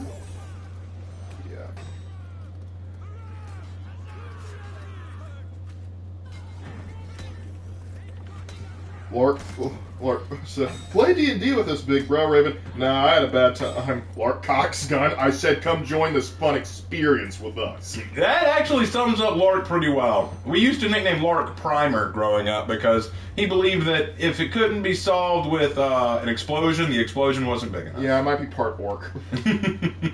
Which is ironic because the one orc character I've made for D&D is actually a puppy in comparison. What about a Dungeons and Dragons setting in the modern world? Actually, that would be New Epic. which is a story. But we took the modern world and we made it a fantasy setting. I basically took the idea of isekai and I said, reverse that. There are some TTRPGs that run with that. I think the GURP system can work with What character do you play in D&D? Actually, this character is going to be a centaur paladin. By my request. Yep, you asked for it, Lark. Well, it's like, Centaur would be cool. It's like, actually choosing like a charging Divine Smite would be kind of baller. So yeah, like legit, I love centaurs, so I'm like, I'm gonna make a centaur character, and Lark said, hey, make them a paladin because a centaur paladin would be totally broken. And I'm like, okay, we'll do that. And the funny thing was, no, this is true story. Hannah gets a kick out of this when I told her. I was gonna make it a guy. Centaur. But when we went to the online Dungeons and Dragons sheet creator, it only gave us a female image, and I'm like, we have to do it now. So we contacted Hannah, and Hannah laughed her ass off and said, yes, you must make a female centaur for this. And so we did. Her name's Thea. Sorry, I have to say, Lark, if you're part orc, how do you feel about the word wah? Whoa! Whoa! Okay. Sorry. We got a little out of hand there. What did Dan Lore say? He added an asterisk. Sorry. What are her goals, traits, and flaws? Okay, so I can tell you her story if you'd like. Laura, do we have time to tell the story? We do, however, didn't we say we wanted to make like a D&D, like sort of a D&D Legends thing? Like sort of like Well, I mean, we can talk about it here, but we can do a video about it later. Okay, sure. Alright, so her name's Thea. Her story is this. Thea was from a centaur clan. Now, the world that this is a made world that Lark and I created ourselves, called the Tigerian Empire. It's a whole thing. We'll probably make a full map of it and release it sometime in a YouTube video. But anyway, the Tigerian Empire is mostly human, but it has a lot of other races mixed in. They're just not the majority. Centaurs live in this world, and they mostly live in clans and tribes. And they're very proud, but very solitary creatures. They do not accept outsiders. And they were in a war with the Serendinen, which is a group of elves. Which is a sweet name. Yeah, I came up with that name, Serendinen. They're in a war with the Serendinen, who are encroaching on Centaur territory. Thea's mother and father were warriors and died in a battle with the Serendinen. She could not go to another Centaur clan to live because they wouldn't accept an outsider, even if she is an orphan. They just wouldn't accept her. So she ends up getting adopted by this human farmer who has her work on his farm. And she's willing to pay him back for his kindness, but she still wants to be a warrior. Her dream is to be a fighter, be a warrior, and get back at the Serendinen for all they did. But the man himself, the farmer, he always tells her, this isn't what you want to do. Hatham, he says, this isn't what you want to do. If you're going to be a warrior, you need to find out what it is you're fighting for. You need to have a reason to fight. And she would always say, like, oh, how do you know all this, Hatham? How do you know this? And he'd go, let's change the subject. He's very secretive. He often has her go to the town to do errands, and she comes across this church called the Church of the Divine. The Divine would be the primary god of this world, not like the lesser gods. Think Lord of the Rings with Ero Iluvatar and the Valar. The Divine would be the equivalent of Ero Iluvatar, but there are minor gods and deities like the Valar. Some are good, some are bad, but anyway, back to the... I call them the Dianan. Yep, we call them the Dianan in this world. They're known as the Dianan. Anyway, so she likes visiting this church because she likes seeing the sermons and the stuff like that, and she thinks that if she goes there enough, she'll eventually figure out what she's supposed to do with her life. Well, one day she goes off to the church to drop off some vegetables, but then discovers that the town is under attack by these bandits. And she rushes in to fight them off, and ends up really showing how good she is at this, at fighting, not only to the people of the town and to the church priests, but also to the Divine himself, who took a liking to her and decides to offer her the chance to bear an oath to him, and becomes a paladin in the process. She's super proud of this achievement, decides to go home to tell Hatham all about it. And when she gets there, the farm that he owned is on fire, and Hatham is nowhere to be found. And standing there amongst the flames is this heavily armed warrior named Drengar. He's covered. Think of a cornate berserker, like covered in crimson armor, horns on his helmet, wielding dual axes. The dude is an absolute beast. He's calling himself Drengar, and he basically says that he's there looking for Hatham. She doesn't care why he's there. She gets into a fight with him, but he easily beats her. Then he ends up knocking her out. She wakes up, not sure why he spared her, and not sure where Hatham is, but she needs to find out where he is. So her goal is to go forth and find Hatham and get the answers as to why Drengar is after him and who is Drengar and all that kind of stuff. So that's essentially her goal, her story. Her flaws, well, her traits, I would say. What were the traits again? I can't remember everything we put onto the sheet. I can pull it up. Give Lark a second, he'll pull it up. It means he won't be able to reach out, though. Give me my campaigns, you jerkwad. Okay, there we go.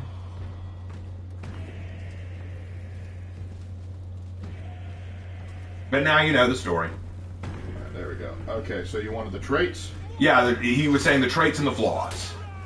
Okay, feature traits. Let's go to the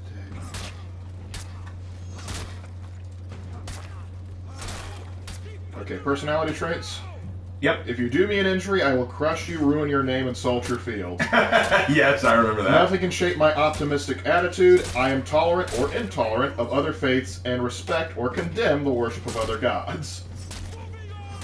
Yep. Ideals. Responsibility. It is my duty to respect the authority of those above me, just as those below must respect mine. Correct. Lawful.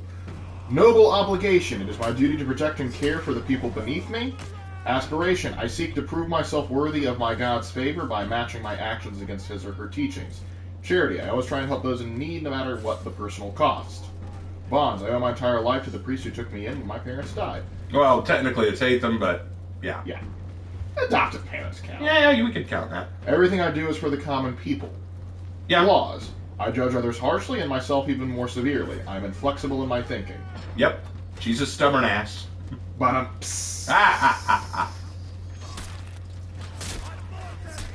true Inquisitor. Yeah. Hey, Lark, can you put one of my D&D characters' names that I've never used? What do I do? What? Can I put, like, what do you want me to do with the name? Do you, like, want me to read it? Do you want me to, like, put it in something? I'm confuserated. Well, anyway, I hope that answered your question, Don Thar, or whoever asked the question earlier. Yeah. Connor's gonna do that. Why? Good coordinate warrior? Not a good one. Lark uses jingle persuasion. Waterboard's person being... that's ironically, that's... Every time our group tries to, like, persuade someone in our Curse of Strahd campaign, they wind up dying. Y'all ever play Resident Evil 4? No, I've never played any of the Resident Evil games.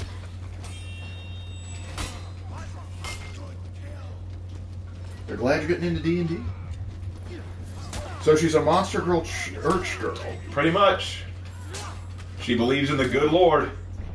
Hmm? Are y'all still teaching? Yes, we are. Yep.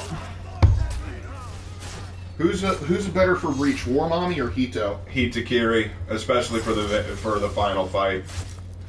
War Mommy's good for the final part, but not good for the rest because people will spread out so much. In Breach, it's hard to capitalize on her corruption.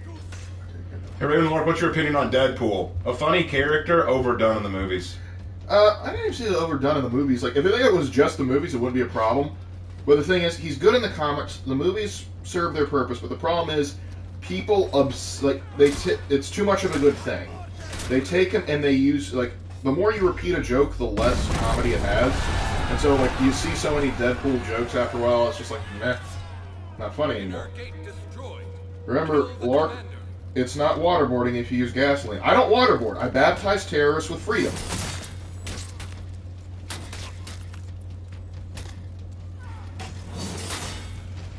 Have you heard of the show? Yeah, we know Johnny Bravo. We love Johnny Bravo. Yeah, Johnny Bravo is tight, man. Whoa. Yeah, Borderlands humor is perfectly described. Mm-hmm. Was Frollo right about locking Quasimodo in the bell tower because it was true people judged him as a monster before he did something great to impress? Nah, I think it would have been better for him to let people grow accustomed to him. Yeah. I don't think it was a problem letting the church help take care and look after him, but forbidding him from leaving was probably a problem. If they had let him come down and, like, participate in mass and stuff, People would have grown accustomed to and realized he wasn't a threat or a monster.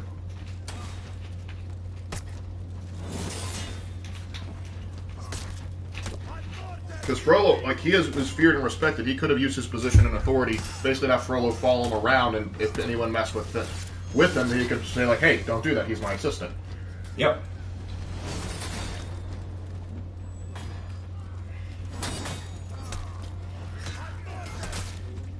The first D&D character I ever played was an exiled knight afflicted with lycanthropy. It's kind of... I've never played him, but I have a blood hunter character that's kind of like that.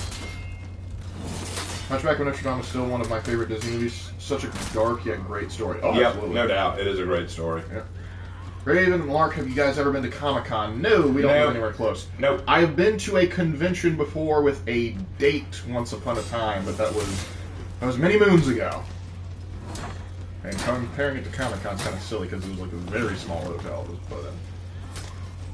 To this day, I think the most inaccurate thing Disney has done is portray Zeus as a loving, caring father. Yeah! Yeah, that sounds about right. There's also what they did to Pocahontas. That was a joke. Yep. Having booted up Neo 2 and talking with a friend, I got asked, how do you guys write legendary mythological weapons? Can such stories apply to firearm, or are they too recent? Yeah, you could totally do a legendary firearm. I typically don't use this as a good example, but in the Supernatural show, they have a special gun called the Colt, which was a Colt made by Samuel Colt, used to kill whatever the heck it shoots. So it could kill any monster you shot at. Except Satan. And a few others. Except Satan and God. And Norm. Because I am the powerful Norm. Heard of it, Ethan never really got into it, or watched it. I was at a convention, but mostly stayed at the Transformers booth, yeah. What about the Haunted Winchester rifle? That's a Haunted Winchester rifle. Indeed. Question for you both. What do we refer to you guys when we're talking about both brothers? The Raven brothers, the Bird brothers, what? I think Raven and Lark is Raven and Lark is fine. You could just say the Raven brothers, I guess. I wouldn't mind that.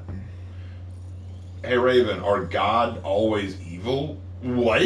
Are gods always evil? Not necessarily. Depends on the mythology. Depends on the mythology and the lore that you're looking at. Excellent example of the Holy Hand Grenade of Antioch. Is Satan and God actual beings or more concepts about human morality when... Actual beings. They're actual beings. If you go with Christian theology, they are actual beings. They are actual individuals. Typically, it's like neo-pagans that like going with the idea that they're concepts or archetypes.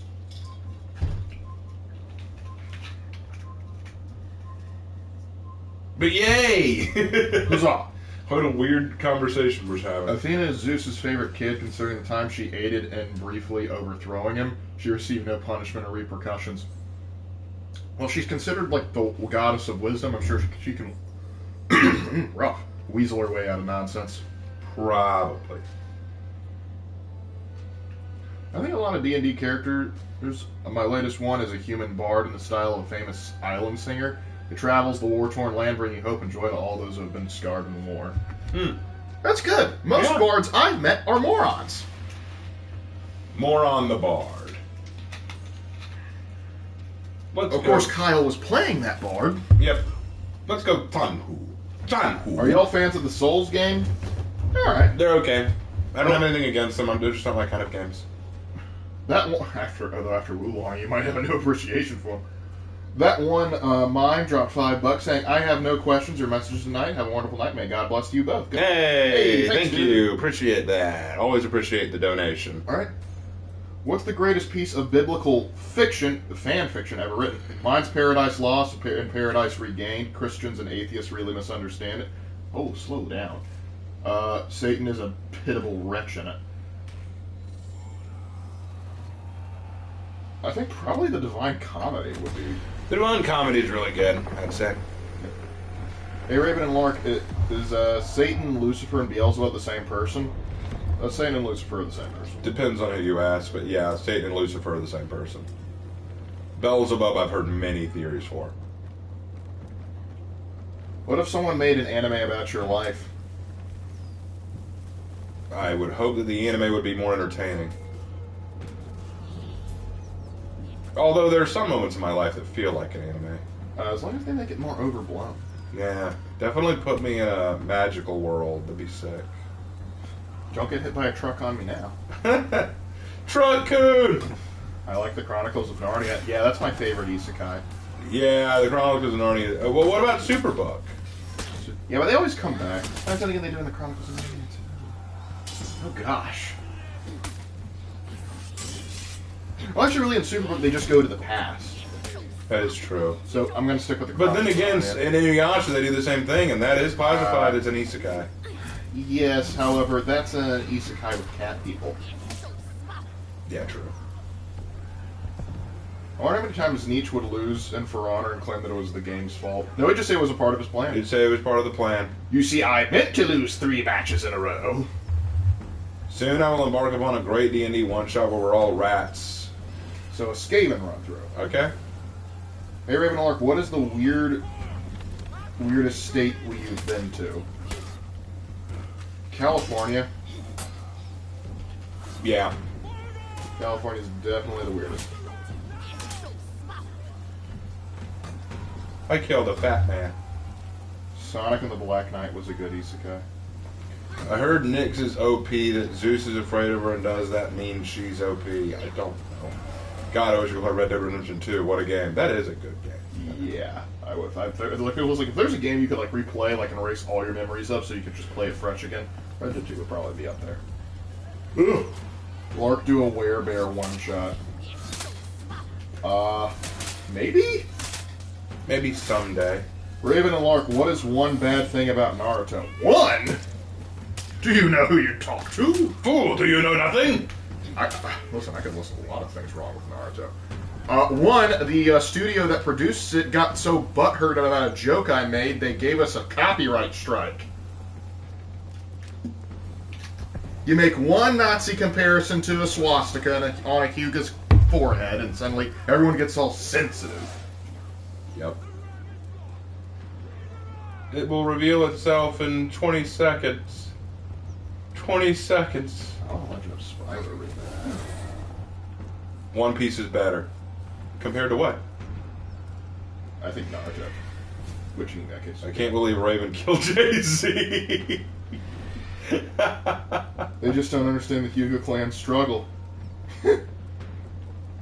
I thought the joke was funny, and I even put underneath the thing, Lark recognizes that the swastika on this head does not relate to the Third Reich, but the joke was too good to pass up.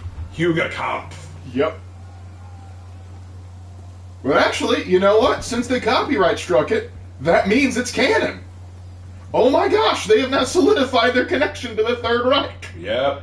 Beautiful. I love it. Hey, Raven and Lark, have you guys seen the show The Flintstones? Yeah, we've seen it. Like many moons ago on Boomerang. Boomerang, it's all coming back to you. Naruto's world building was very... Much a mess. Definitely. Yeah, it was. It was... Started out strong, then they had no idea what they were doing. They did not have any clue where they were going or what they were trying to accomplish. It was a joke. Maybe it's good that Neji died. You either die a Neji or live long enough to see yourself become a Boruto. Ugh. What kind of lore will you search on in For Honor next? What kind of lore will I search on? Whatever they give us. Whatever they give me. I shall be one with it. We got it, Shark Guy. You're What's you're your going to be a opinion rat. on gay? Oh, I have very strong. You're talking about the anime, right? Because I have very strong opinions on that anime. Yeah, that could get You long. want another rant anime? That's how you get another freaking rant anime. Hey, Raven and Lark, what are your favorite Avatar episodes? The Ember Island one. The Ember Island one was pretty funny. I also like the Blind Bandit. That one was good. Yeah. Honestly, the whole Fire Nation was really good. Yeah, the whole Fire Nation part was great. I really liked that. I love Sparky Boom. Yeah, I like the one where Zuko joins. I like when he's doing impersonations of his uncle and his sister. Yes! I love when they're trapped in the thing, and then Zuko's like, "No one's lived here for thousands of years. No one's gonna hear it. So, well, what do you recommend we do? Contemplate our place in the universe? Like, dude, yeah, it'd be sick." Please do a Lark's Lamentation on Gate. Hey Raven, what's your name on the Discord server? I would like to DM you. Raven Knight. It's Raven Knight. Okay, so let me explain about Gate. So for those of you that don't know, Gate is an interesting isekai where basically a massive gate pops up in the middle of Tokyo and a fantasy army just runs out and starts attacking people in Tokyo. The Japanese military gets wind of it, they go down, they crack down on the issue, and they basically vaporize the army. The Japanese government then basically builds up an expeditionary force, goes into the gate, and basically you have the Japanese military versus this fantasy world. The first part of the show I actually really like. I actually think they handled relatively well. Seeing a modern military go up against a fantasy one, I find rather enjoyable. I can watch that crap for days. But then they do some really stupid stuff with geopolitics. Because they have Russia, the United States, and China all try and kidnap princesses from this fantasy empire that came to Japan to talk terms. And it's never explained why they wanted to kidnap them. There's no benefit in kidnapping them. And it was just an excuse to make that, like, see, the Japanese special forces can take on the CIA, the KGB, and the Chinese special ops. It was just to make them look good and then have a Lolito girl with a scythe dance around and cut off CIA operatives' heads. And that's what sucked me out of the dang show. Not to mention the main character is a giant Mary Sue.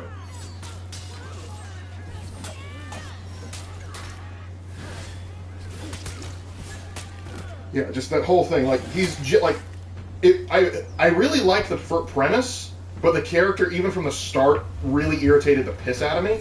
Because he starts out, it's like his opening line is, "The only reason I'm in the military is to fund my otaku lifestyle." Ah, that pisses me off. It's one, like, listen, I know a lot of soldiers, marines, and sailors. A lot of them like anime, video games, and that sort of things. A lot of them are very nerdy. That's fine.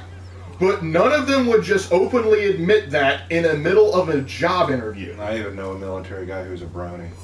Yeah, but they typically, that's not the first thing they advertise. They say, like, hey, I joined the military because I want to get life experience out of it, I want to join the Brotherhood, I want to serve my country. Not, I want to fund my comic book habit and anime figurine purchases.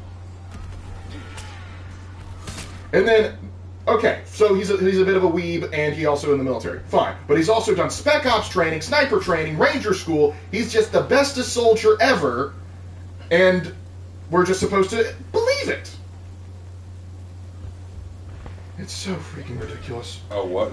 Yeah, you heard me. I know a guy in the military who's a fan of My Little Pony. Yep. True story. He likes My Little Pony. He's told me so.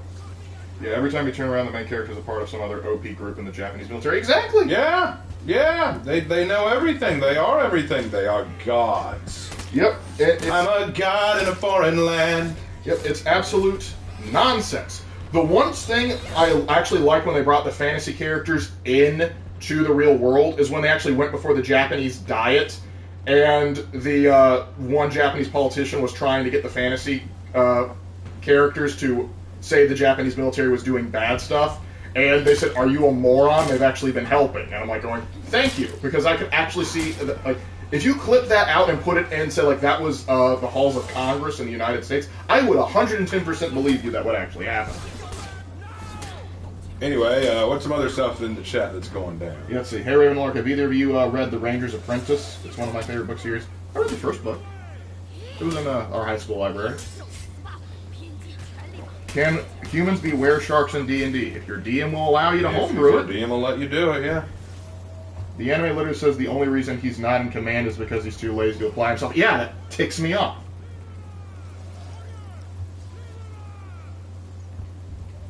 I heard Gate was to the JDSF what Top Gun was to the Navy. Oh, gosh.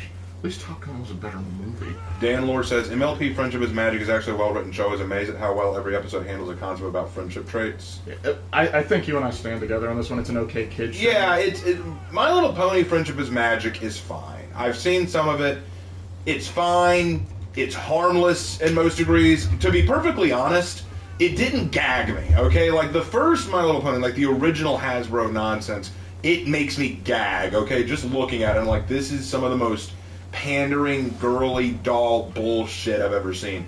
But then My Little Pony: Friendship is Magic, it's fine. It's totally serviceable. I'd let my kid watch it if there was nothing else on. You know, look, between that and Looney Tunes, I'm going to choose Looney Tunes. But given the rest of the stuff that's on TV these days, yeah, you can do a lot worse than MLP. The problem I have with MLP, like I'll tell you my biggest problem with it, is not the show itself, it's the community around it. You know what, if it didn't have the community it did, I'd probably say, yeah, it's a fine show, it's okay. It's totally, your kids can watch that. Kids could watch that, I think it's fine. But there's a community around it that is so unbelievably disturbing. Like, it's like, you know what? I like cartoons, man. I like cartoons. I like anime. I like that stuff. Even I know the limits. Even I know... yeah, let's back up a little bit.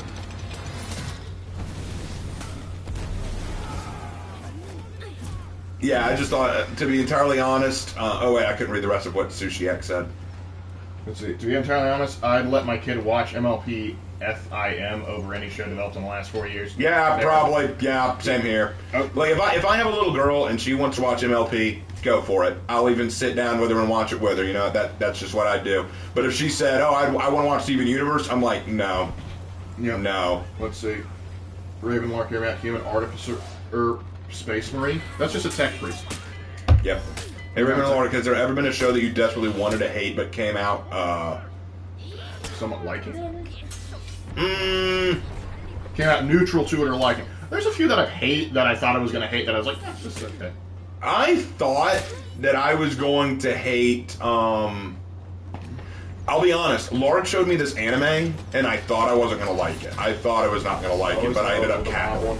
It was the mob one, yeah. Okay. Yeah, so life for a mob is hard. I thought for sure I'm not going to like this, I'm not going to like this, but it had me dying. I was laughing so hard. So there were some shows, like, yeah. I mean, even if I was a boy, but then I watched Powerpuff Girls, Totally Spies, Kim Possible, and so on as a kid. Oh, okay, so Powerpuff Girls, I didn't watch much of it, didn't care for it. Totally Spies, it was okay, but it had weird moments. Yeah, it had weird premises. It was very strange. I remember a channel, and it came on, and I remember one, like, there was this guy who would just absorb people's cool factor into his ring. And I was just like, well, that's weird, change channel. And then there was also, there were lots of episodes of Totally Spies where the spies just got turned into stuff. It was kind of weird. Yeah, that was poorly disguised fetish writing, I'm pretty sure. Darn you French people. And then the other one Sushi mentioned, what was it? Kim Possible. Kim Possible is just good regardless of gender. I don't care if you're a guy or a girl. I never saw anybody getting crap. No boy ever got crap. The Kim Possible show was sick. Hey, Raven and Lark, after One Piece ends, would you like prequel, sequel of One Piece? No. Leave it alone. Once One Piece ends, I don't want anything else for it. You know, what is good, leave alone. Not everything needs a sequel or a prequel. Let some things be as they are. We had Star Wars, it was awesome. We got a prequel. Yeah, the prequels were okay. I have nothing really bad. I have nothing really against the prequels. Probably didn't need to exist, but they do, and I'm okay with them. Then we got sequels. Screw those. Sorry, I don't want. What happened there? Uta's a good addition to One Piece. Uta's fine. I like Uta. Uta's fine. Spies has changed me. Totally Spies is one of those anime where not anime cartoons where it's close enough to anime, I'd say. It's one of those cartoons where you watch and you go, something's new here. History's Strongest Disciple Kenichi's the best martial arts anime made. Yes. It is such a good anime. That is such a good anime. I love Kenichi the Strongest Disciple. That is such a good anime. We actually have the box set of it. I have the box set of that anime. I love that anime so much because it has Muay Thai in it. You have no idea how rare it is to see Muay Thai in anime. I was so happy. And I love Apatai. I love it. I'd love to be trained by those guys. I love it. Code Lyoko. Oh, that takes me back. I would love to be trained by the guys at Ryo Zanpaku. I have been trained by a legit Bangkok Thai fighter. Like a legit Y crew, that's what you call a Muay Thai teacher, Y crew. And I'd love to be trained by Apachai. I'm kind of like, oh, come on now.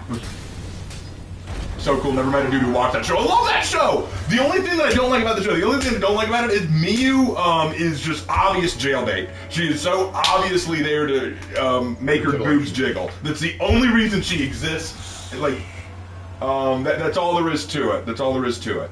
Ravenlark, which show makes you cringe the hardest? Velma made me cringe pretty hard.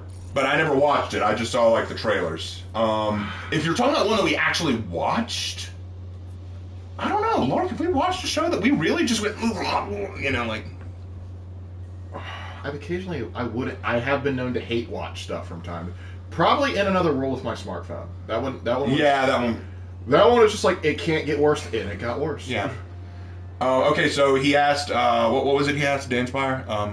Danspire? It was something about, hold on, I can't see it on my screen. Was you sure it's not Dan? It said, so cool, no, there it is, near the bottom. She is a bit too... fan service, I read the whole manga too, and the fan service just gets worse. Yes! Yeah, it does. What about High Guardian Spike? Oh, yeah, I did watch High Guardian Spike. That was so cringe. High Guardian Spike is so cringe. I thought that was going to be the last one. I'm sorry, I clicked it without thinking. We got time for one more. We can do one more. We're good. We're good. Sober Lark, I have the high ground. Okay. Just for fun, we're going to go with the Inquisitor again. Anyway.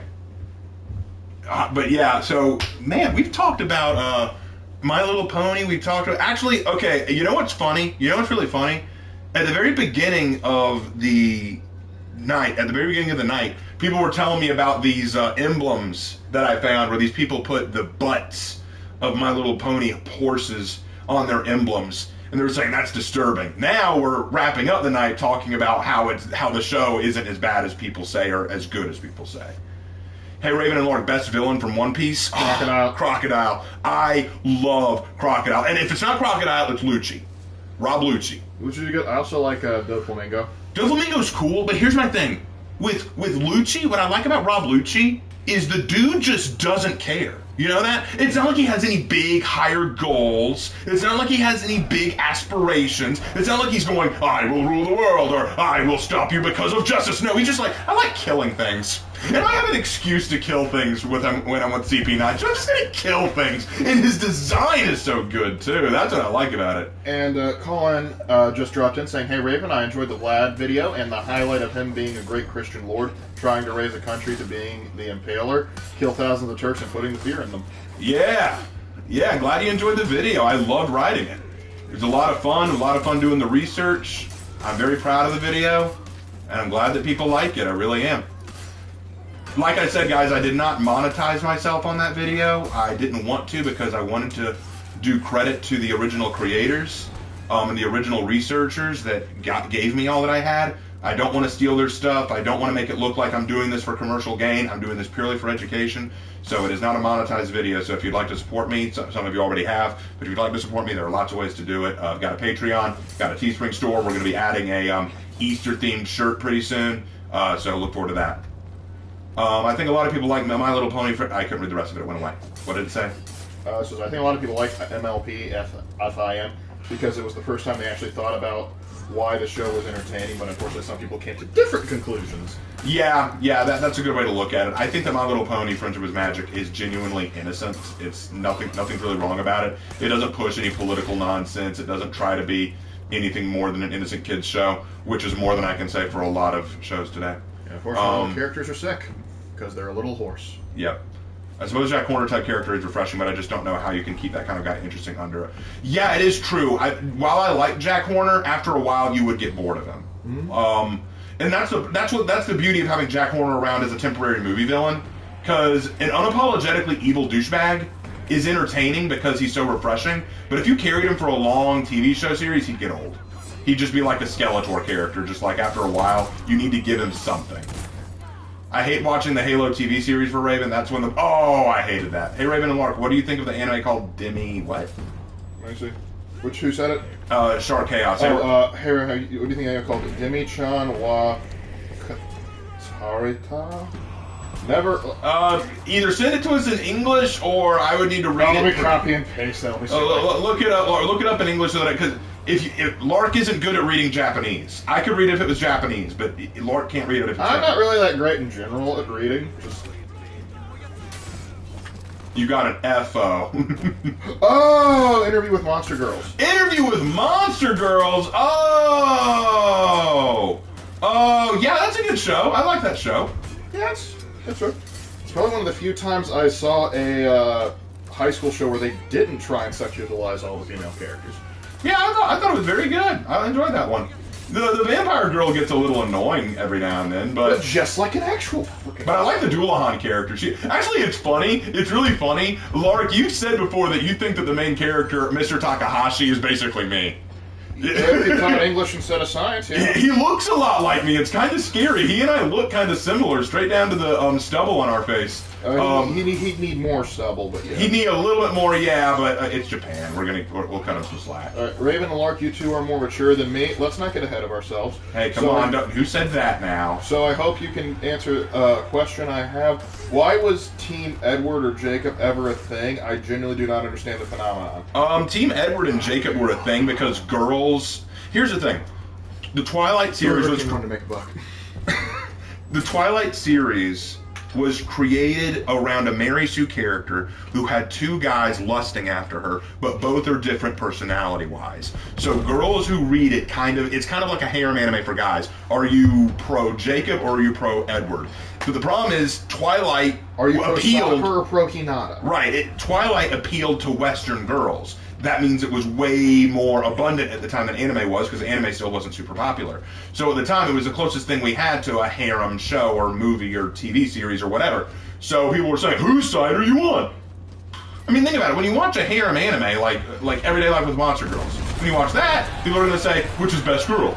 It's basically the same thing. Who's best boy? That's the question. Yeah, it's what weird to me, I wouldn't have cared so much if they kept it to themselves. Well, then Burger King had to make it this whole thing. And so I remember, I was working one summer with my dad, and so we go to a Burger King for lunch, and that was the promotion on the dang window, was that. And my dad was like, was that Lark? Explain, what the heck is this? And I was like, I'll do my best. And I don't think I've ever seen our father more confused. I don't know, you didn't see him when I tried getting him to watch Lord of the Rings. But anyway, yeah, so there is that. Oh gosh, Twilight created Mary Sue's. No, I think they pre-existed. No, Mary Sue's existed before Twilight, but we Twilight can has... Stephanie Meyer on that one. Twilight has just one of the most, like one of the most obvious.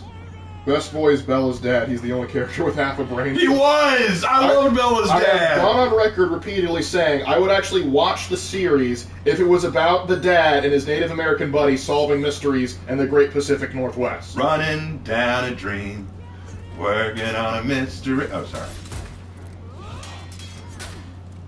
Bye. Have you two ever seen The Expanse? I highly recommend you two watch it. I know about it, never watched it.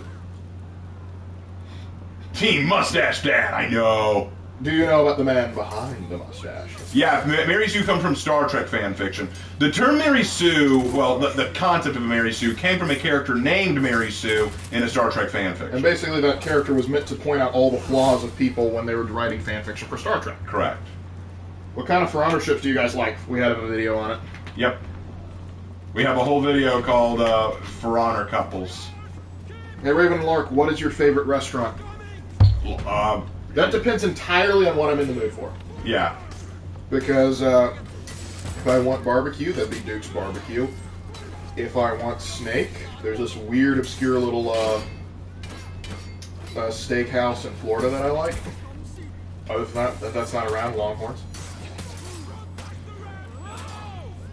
Let's see. I think Jon Snow facing off against the Night King in a duel would have been better.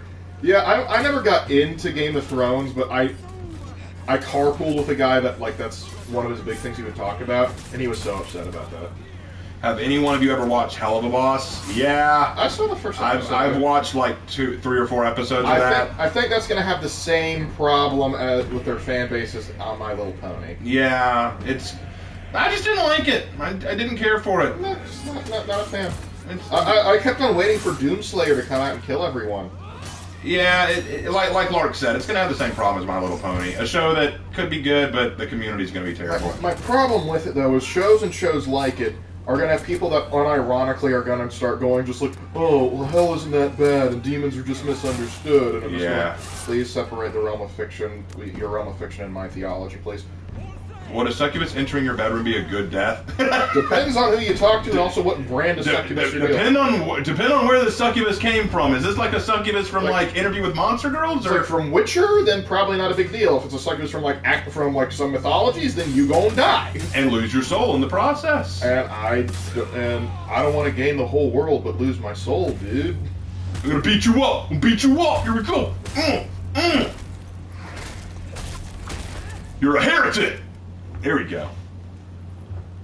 I like it, but I can understand your position. Hey, you know what? If you like it, that's great. I'm glad you do. I just don't care for it. I was thinking, like, I see why some people like it, but that's not the reason they post about a YouTube short that they keep bombarding me with. I think the problem I have with it is it can be so smutty for no reason. Oh, it is hell. It is hell. But then again, even hell doesn't make a lot of sense. Hey, was Dante's Inferno a Gary Stew? Yes, he was. It's weird because it's just his fan fiction about who who he didn't like going to hell. The focus wasn't on Dante. The focus on who was in hell, who was in heaven, what was going on in purgatory. And Dante, honestly, the first part's kind of a little limp. Yeah, he's kind of a bitch. He's a bitch. That's what you is. There you go.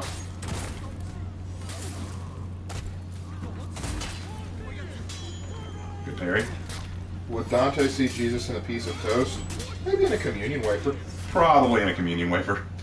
Bah! Time to kill a heretic! Kill a heretic! Do you think there should be a show about human/demon hybrids? Looks like a Jack Locust from Game of... I don't know what that is. And, hunts down humans, demons, and angels called Angel Hunter. If you can make that show work. If you can make it work, yeah, go for it.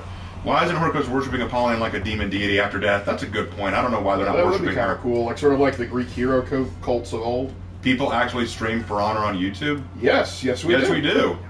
I've been doing it for a long time. I do it every Friday, but we're doing it again this weekend because of an accident with the stream yesterday. So, yeah, we do. Glad you're here to join us. Join us, won't you? I mean, this is the last match of the night, so feel free to stick around and... Oh, cheer! Yeah, we're having fun tonight. Yeah, it's gonna be fun.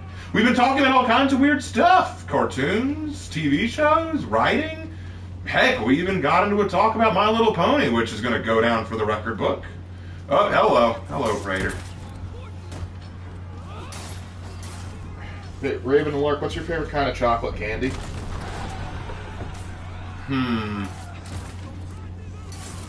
Three Musketeers? Three Musketeers, definitely. I love Three Musketeers.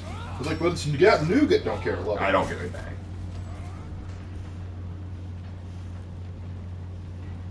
My Hershey bar or Kit Kat. Kit Kat's fine. Sheesh, all the brony factions will flood the Raven Knight Discord. Yeah, well, I'm totally prepared for that. Honestly, that's one of the things that irritates me. Not about the fanfic, like, the MLP fan base will create some amazing stuff, but then slap ponies on it, and then I'm like, yeah! It's like, there's this one amazing song that Raven played for me, and I was like, that is a really sweet song. Where'd you find, like, what's that about? Then he turned the phone to show me that it was about a bunch of horses. I was like, no, that would have been a great D&D setup, and then you had to throw in horses. In other words, there are moments where if ponies weren't involved, it'd be really good, but then you added ponies. Exactly. Raven Lark, what got you into fantasy? Ooh, I think I was just always interested in other worlds and magic and, Two things. Okay, Mark, go ahead. Two things in particular. One, we grew up reading Greek myths. Yeah. And two, the Rankin Bass Hobbit movie. Oh, gosh, I love that movie. I love the Rankin Bass Hobbit movie. It was so good, so enjoyable. We just fell in love with it since then. Like, we've always we love fantasy. We love creating worlds, just visualizing new places. Yeah, so that's probably why. Probably the best thing Rankin Bass ever did.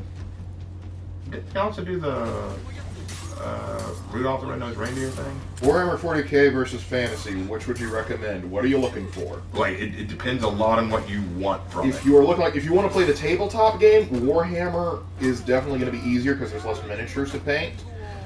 If you were just looking for lore, fantasy will be easier to follow.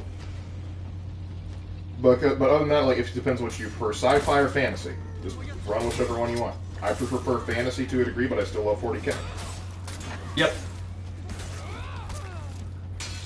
A friend of a friend's cousin told me Fallout Equestria was alright, had a bunch of spin-offs that were okay. Oh, God. Fallout Equestria, is that? That's another problem I have. It's just like, hey, you know what this really well-developed IP needs? Ponies! You know what's funny? Hold on, I got a funny one for you. I discovered back in the early days, I didn't know what dating simulators were until someone told me. Oh, so I was looking into dating simulators to see what they were all about. I discovered This is one. why I don't let you talk to Hannah for more than 1 hour a day. To be anymore. fair, it wasn't Hannah who told me about Mika? simulators. It was Mika, definitely Mika. Okay. So she pointed to one. She pointed to one, and I looked at it, and I was interested, so I tried it out. I played it for a little while. It wasn't really my thing, but then I stopped it. But then she asked me, "What do you think about it?" And I told her it was okay, not really my thing. She said, "You know what the characters are based on, right?" I said, "No, what?" My Little Pony. And I'm like, "Oh, no." And there was also one that said, you know what Phoenix Wright Ace Attorney needs to do? He needs to go to Equestria. Yeah, that was actually a thing. Yeah, and I was just like, out of all the things you could be writing, or working on, or dedicating your energy to, why is it to cartoon horses? Goodbye. KFC dating sim, let's go. Oh gosh. That'd be fascinating, but also No, it slightly exists. Steam is like lets me down for the occasion. I was like, okay, what's new? And I'll just be disappointed in humanity. There's a mod for Total War where it recreates all of Equestria and all the factions with detailed troops and everything was super cringy, but oh my gosh. Well, let's drop that because we're almost done. This was the last match of the night. So now is the time to ask any last-minute questions that you may have, and then we're gonna head out for the evening. Thank goodness I'm drawing warriors, gods, and monsters. There you go. We just like cartoon horses. What can I say? Hey, Raven and Lark, what is more annoying, Rick and Morty fans or MLP fans? Oh, that's a tough. I'm gonna say Rick and Morty fans because here's the thing. If it's music or a story or something, and somebody reads it to you without the association, you could tune out the ponies for some of the stuff. You can tune out the ponies, and you can have some quality content. Correct. Rick and Morty fans, their entire thing is being edgy nihilists and repeating random pop culture references. That is their entire thing. Now, I'll tell you the other reason. It's a very simple reason. It's this. Rick and Morty fans, here's the thing. If you talk to a brony, and they tell you that they love My Little Pony, and you say, glad you do, I don't really care for it, it's not my thing, usually they will say, that's fair, that's fine. Or they'll say, well, you don't know what you're missing out on, that kind of thing. But Rick and Morty fans, they will tell you about how much they love Rick and Morty, but then when you say, yeah, it's not really my thing, I don't think it's that great, I don't care for it, they'll say, you're just too small-brained to get it. You're too stupid to get it. You're not ascended. You're not smart. Wubba-dubba-dub-dub. Like, Pickle Rick, and then they'll just quote all these things. And they'll claim that you're the stupid one for not understanding it. And I'm like, you're saying random nonsense like Wubba-dubba-dub-dub and Pickle Rick, and you think I'm the retarded one. You're making people who learn Klingon look intelligent. Yeah. Hey, Raven Lark, can you share the aftermath of your one-shot? I'd like to hear, and I know a few people who would like to hear it. Sure, when we're done with it, we'll talk about it in the next stream or something. Yeah. Hey, Raven, any reason why Warhammer franchise is so expansive compared to other sci-fi fantasy franchises? I mean, they have video games, tabletop, books, and more. I don't know. I can give a crack at it. Let's compare it to like another big competitor, Star Wars. Star Wars started out as a trilogy of movies, and then things sort of snowballed out of that. It expanded out of that. Warhammer Fantasy started off as a tabletop game, and so they created this large setting and world to go into it. And then they had teams of writers who would jump and sort of carefully craft lore for each specific things. Like they had people that would focus on writing stuff for Lizardmen, people would stuff for writing for the Empire, people who would have focus on writing specific stuff for in said Empire. So they would have all this sort of things, and then that ballooned into 40K, and then 40K grew and had a life of its own. And it also helps that they are incredibly protective of their IP, and since they don't have movies to fall back on, they need to, and their miniatures are ungodly expensive, they need to write good books in order to get people to continue to invest into the property. Before the topic is entirely buried, there is a fanfic of Rorschach from the Watchmen stuck in a question. Now, leave that alone. I think we're done. I think we're done talking about ponies. Please refer all MLP-related content questions into the glue bucket. Yeah, well, we'll. I'm sure we'll end up talking about MLP again sometime during a stream, but I think we're done with that for tonight. Inheritance cycle. Okay. I might do one on the inheritance cycle if you let me know what the inheritance cycle is and what it's from. Yeah. Next. Did mustaches die out? I think it's just a lot of people not having good genetics for it. No, like there's still plenty of people that can grow a mustache. It's just I think full beards typically look better, but there are some people that can rock that can rock the stash. Hey, let's get those questions going, guys. We're about halfway through. What's the best fandom? I don't think there is the best fandom. I think all fandoms are created somewhat equal, but then some just make it worse than others. Hey Raven, what's your favorite killer from Dead by Daylight? I enjoy playing the Spirit because I just have so much good luck with them, but I also enjoy Pinhead, and I'm actually doing pretty well with the Knight and the Skull Merchant. I've actually been having good luck with them. Okay, let's see. Hey Raven and Lark, which character from would you kill from Hell of a Boss? Your favorite? Just kidding. The boss himself, like, what's his name? I don't remember his name. Just to irritate the internet, the Wolf. The Wolf Girl? Yeah, I don't remember much of her character. I just remember she was an edgy teen character. Hence the reason she dies. Yeah, that was her character. That was her whole character. What's your opinion on the Primarch Angron? Hannah has a good picture of him. Hannah's drawing a great picture post that in of Discord him. afterwards. Yeah. Raven, what horror movies that are actually terrifying? I need suggestions. Me and my friends have a game, and the one who screamed the most has to sleep outside in the tent for the night. That's the thing. The horror movies that I enjoy usually aren't like jump scare things. Like they're slow, but like The Exorcist, I consider to be absolutely terrifying. But there aren't a lot of jump scares in that. It's more just a slow burn and a psychological terror too. Okay. Hey, Raven and Lark, speaking of Total War, what unit class would each For Honor hero be? We're not going into that right now because we're having to go through all the heroes. No, we're not doing that. We're not doing that. They'd all be infantry. Yeah. There you go. Hey, Raven and Lark, what do you think is the worst Disney show? Right now it's Louder and Prouder. Yep, the Proud Family reboot. Yeah. I almost said Louder with Crowder. Like, oh no, Disney bought out Crowder. No. Mug Club is owned by the mouse. No. Anything involving ghosts is terrifying to me. Casper? Casper, the friendly ghost. Lark, Inheritance Cycle is the official name of the Aragon series. Oh gosh, I'd have to read the entire Aragon series? I've only read the first two. Don't make me finish. I couldn't even get through the first book. I got through the first book, started the second, and then quit. It was boring as hell. So to answer your question, Jack, maybe. Which For Honor hero has the best lore? I get asked that a lot. The one you give. The one you give the lore to, genuinely.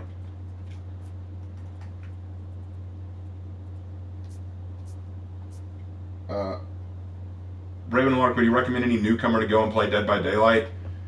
Right now, no, I would not. I'd like more people to play it, but right now it's in a dangerous spot. There's been a lot of DDoSing going on Dead by Daylight, so I'd be very cautious about it right now. How do you feel about Lionel Johnson? He needs to wake up. Nap time's over. Nap time's over, Lion. Get back to it. Chop, chop. Danny Phantom involves ghosts. I don't remember it being scary. Yeah, it wasn't that bad. It was a good show. Warden has best lore because night. Okay, night.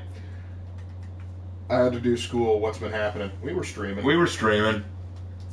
What's your thoughts on the dueling between Anakin and Obi-Wan Kenobi in Episode 3? I liked it. That was awesome. It was a cool duel. That was, oh gosh, that alone was worth the price of admission. Yeah, I thought that was pretty sick. I also like the Yoda versus Palpatine fight. Oh, yeah. That was cool. That Duel of Fates, man. DDoS the dinosaur. DDoS the dinosaurs. If you had to or wanted to redesign one of your OCs who's already established, which one? I don't know. I kind of like all. Is it frog hunting season? I don't think there's like an official frog hunting season. Wow. Like we really don't have large enough frogs around here to warrant them as game animals. We don't have like big bullfrogs. Should I just not play D&D then and delete it? DBT is just how'd you delete D&D? DBD just really, I really want to have fun with a Resident Evil character, definitely Leon.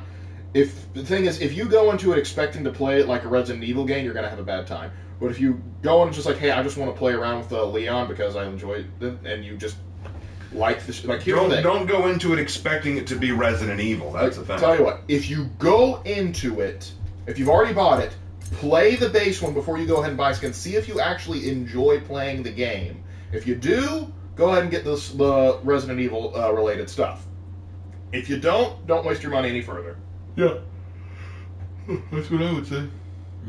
Yawn. Sorry. Have you ever went hunting before? Yes. Yeah. We used to go to dove shoots all the time.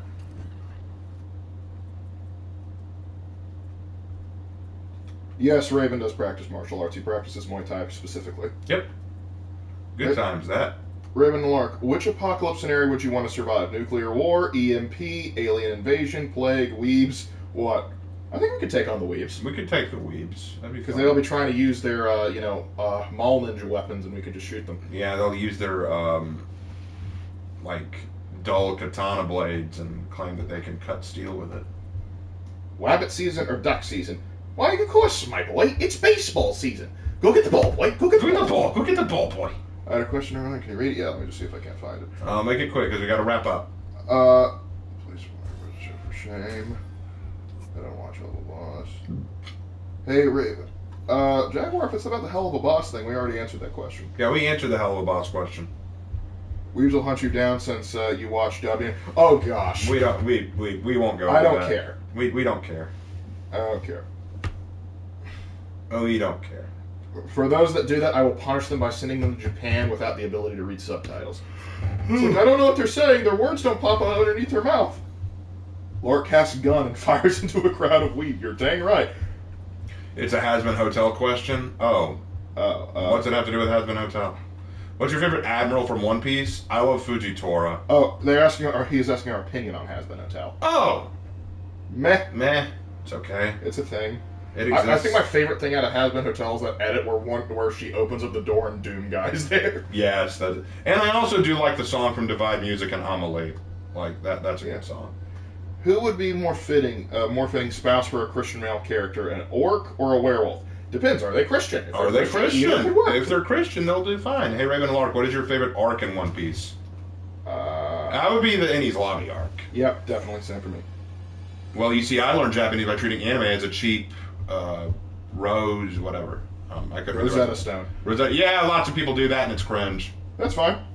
But the thing is, I wouldn't just use anime. I would also use actual. Well, I mean, he was joking. He was being sarcastic. I know, but I'm not saying fun, ironically. Well, you can watch anime, and sometimes anime will teach you a little bit of nuance, but I wouldn't use it to teach myself. I feel like actually watching live speakers would be more beneficial. Yeah. Meet people who actually speak the language. That would help you more than anything.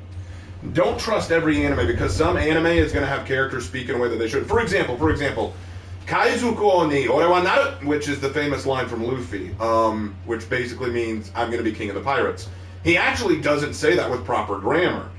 He's saying Kaizuko ni ore wa naru, which is out of succinct with the way you'd want to say it. You would actually change the order of that, and if I wasn't so tired, I'd probably be able to tell you. Hold on, let me think about it in my head. Alright. Can werewolves be redeemed? Depends on the type of werewolf. I think it would be Ore wa Kaizuko ni naru. I think I said that right, but I'm tired, so I'm not thinking properly. But the idea is, yeah, he said that out of order. What Assassin's Creed character is your favorite? Ezio. Because what he said was, in Japanese it is subject, object, verb, and he said, dang it, Korean's easier. Subject, and then he said object, then subject, then verb. So he said it out of order.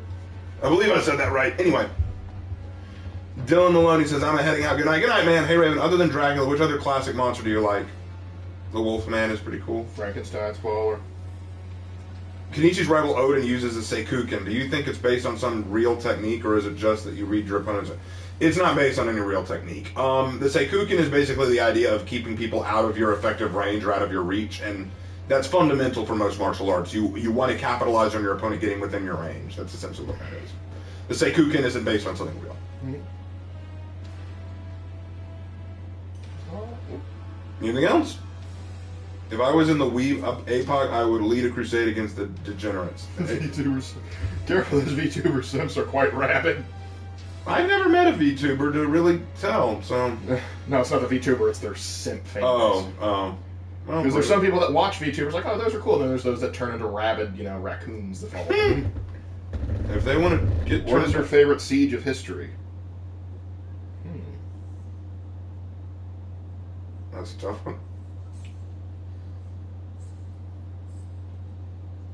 I think the siege, like the Crusader sieging Antioch, was pretty wild. That was pretty baller. Because they did not see that coming. I would say the failed siege of Bucharest. Oh no, it's failed siege of Vienna. That's gonna be Yes, the failed siege of Vienna. Winged Hussars, baby. When the Winged Hussars arrive. Did you hear that the gamer website called Gamers Spineless for buying Hogwarts Legacy? You're a video games journalist. Your opinion is invalid. Malta used the heads as... How do you feel about Lehman Russ? He's a dog boy. You fool, I have no... Oh, what do you think of Powerwolf if you listen? Yeah, I like Powerwolf. Some of their songs, anyway. I don't like all their songs, but a lot of them are good. Like, I love their song Sanctified by the Storm. I love Sanctified with Dynamite, Incense and Iron. Christ in Combat. Christ in Combat. I've been seeing bots run around in Dead by Daylight, and it's weird. Raven and Lark, if you guys, and what was that? I was just saying if you guys encountered any of them. I haven't met one. I haven't met a bot. You've seen one bot. Oh, yeah, I did. I forgot about that. Raven, I wonder why the Prismarine Rock inhibit the devil. Oh, Sea Stone? Yeah. Have you seen Mickey Never Came Back by Ethereal Snake on YouTube? I have not seen that. Where'd Mickey go? Well, anyway, are there any other questions that you guys want to ask, or are we going to break down into memes now? I think they're in meme mode now. All right, well, if we're... What do you think of alternate history? Depends on the alternate history. Depends on the alternate history. Like Harry Turtledove has some interesting takes. Well, anyway, it's getting late, guys. If we're done with questions, we're going to go ahead and wrap this up. Thank you guys so much for watching. It looks like our stream went well tonight, so it looks like we're back in business. I hope you guys enjoyed the Dracula video. Tomorrow I'm going to try to get the Zhang Jun execution graded video done. I'm going to try. And we'll try to get done what we can this week. Fair warning, though, week after this one, next week, I will be starting my long-term teaching, so Lark and I will be much busier than normal. So bear with us. But anyway, that about wraps up everything. Thank you guys so much for watching tonight. We had a lot of fun. It was a great stream. And as always, I will see you in the next video. Take care. Have a good one.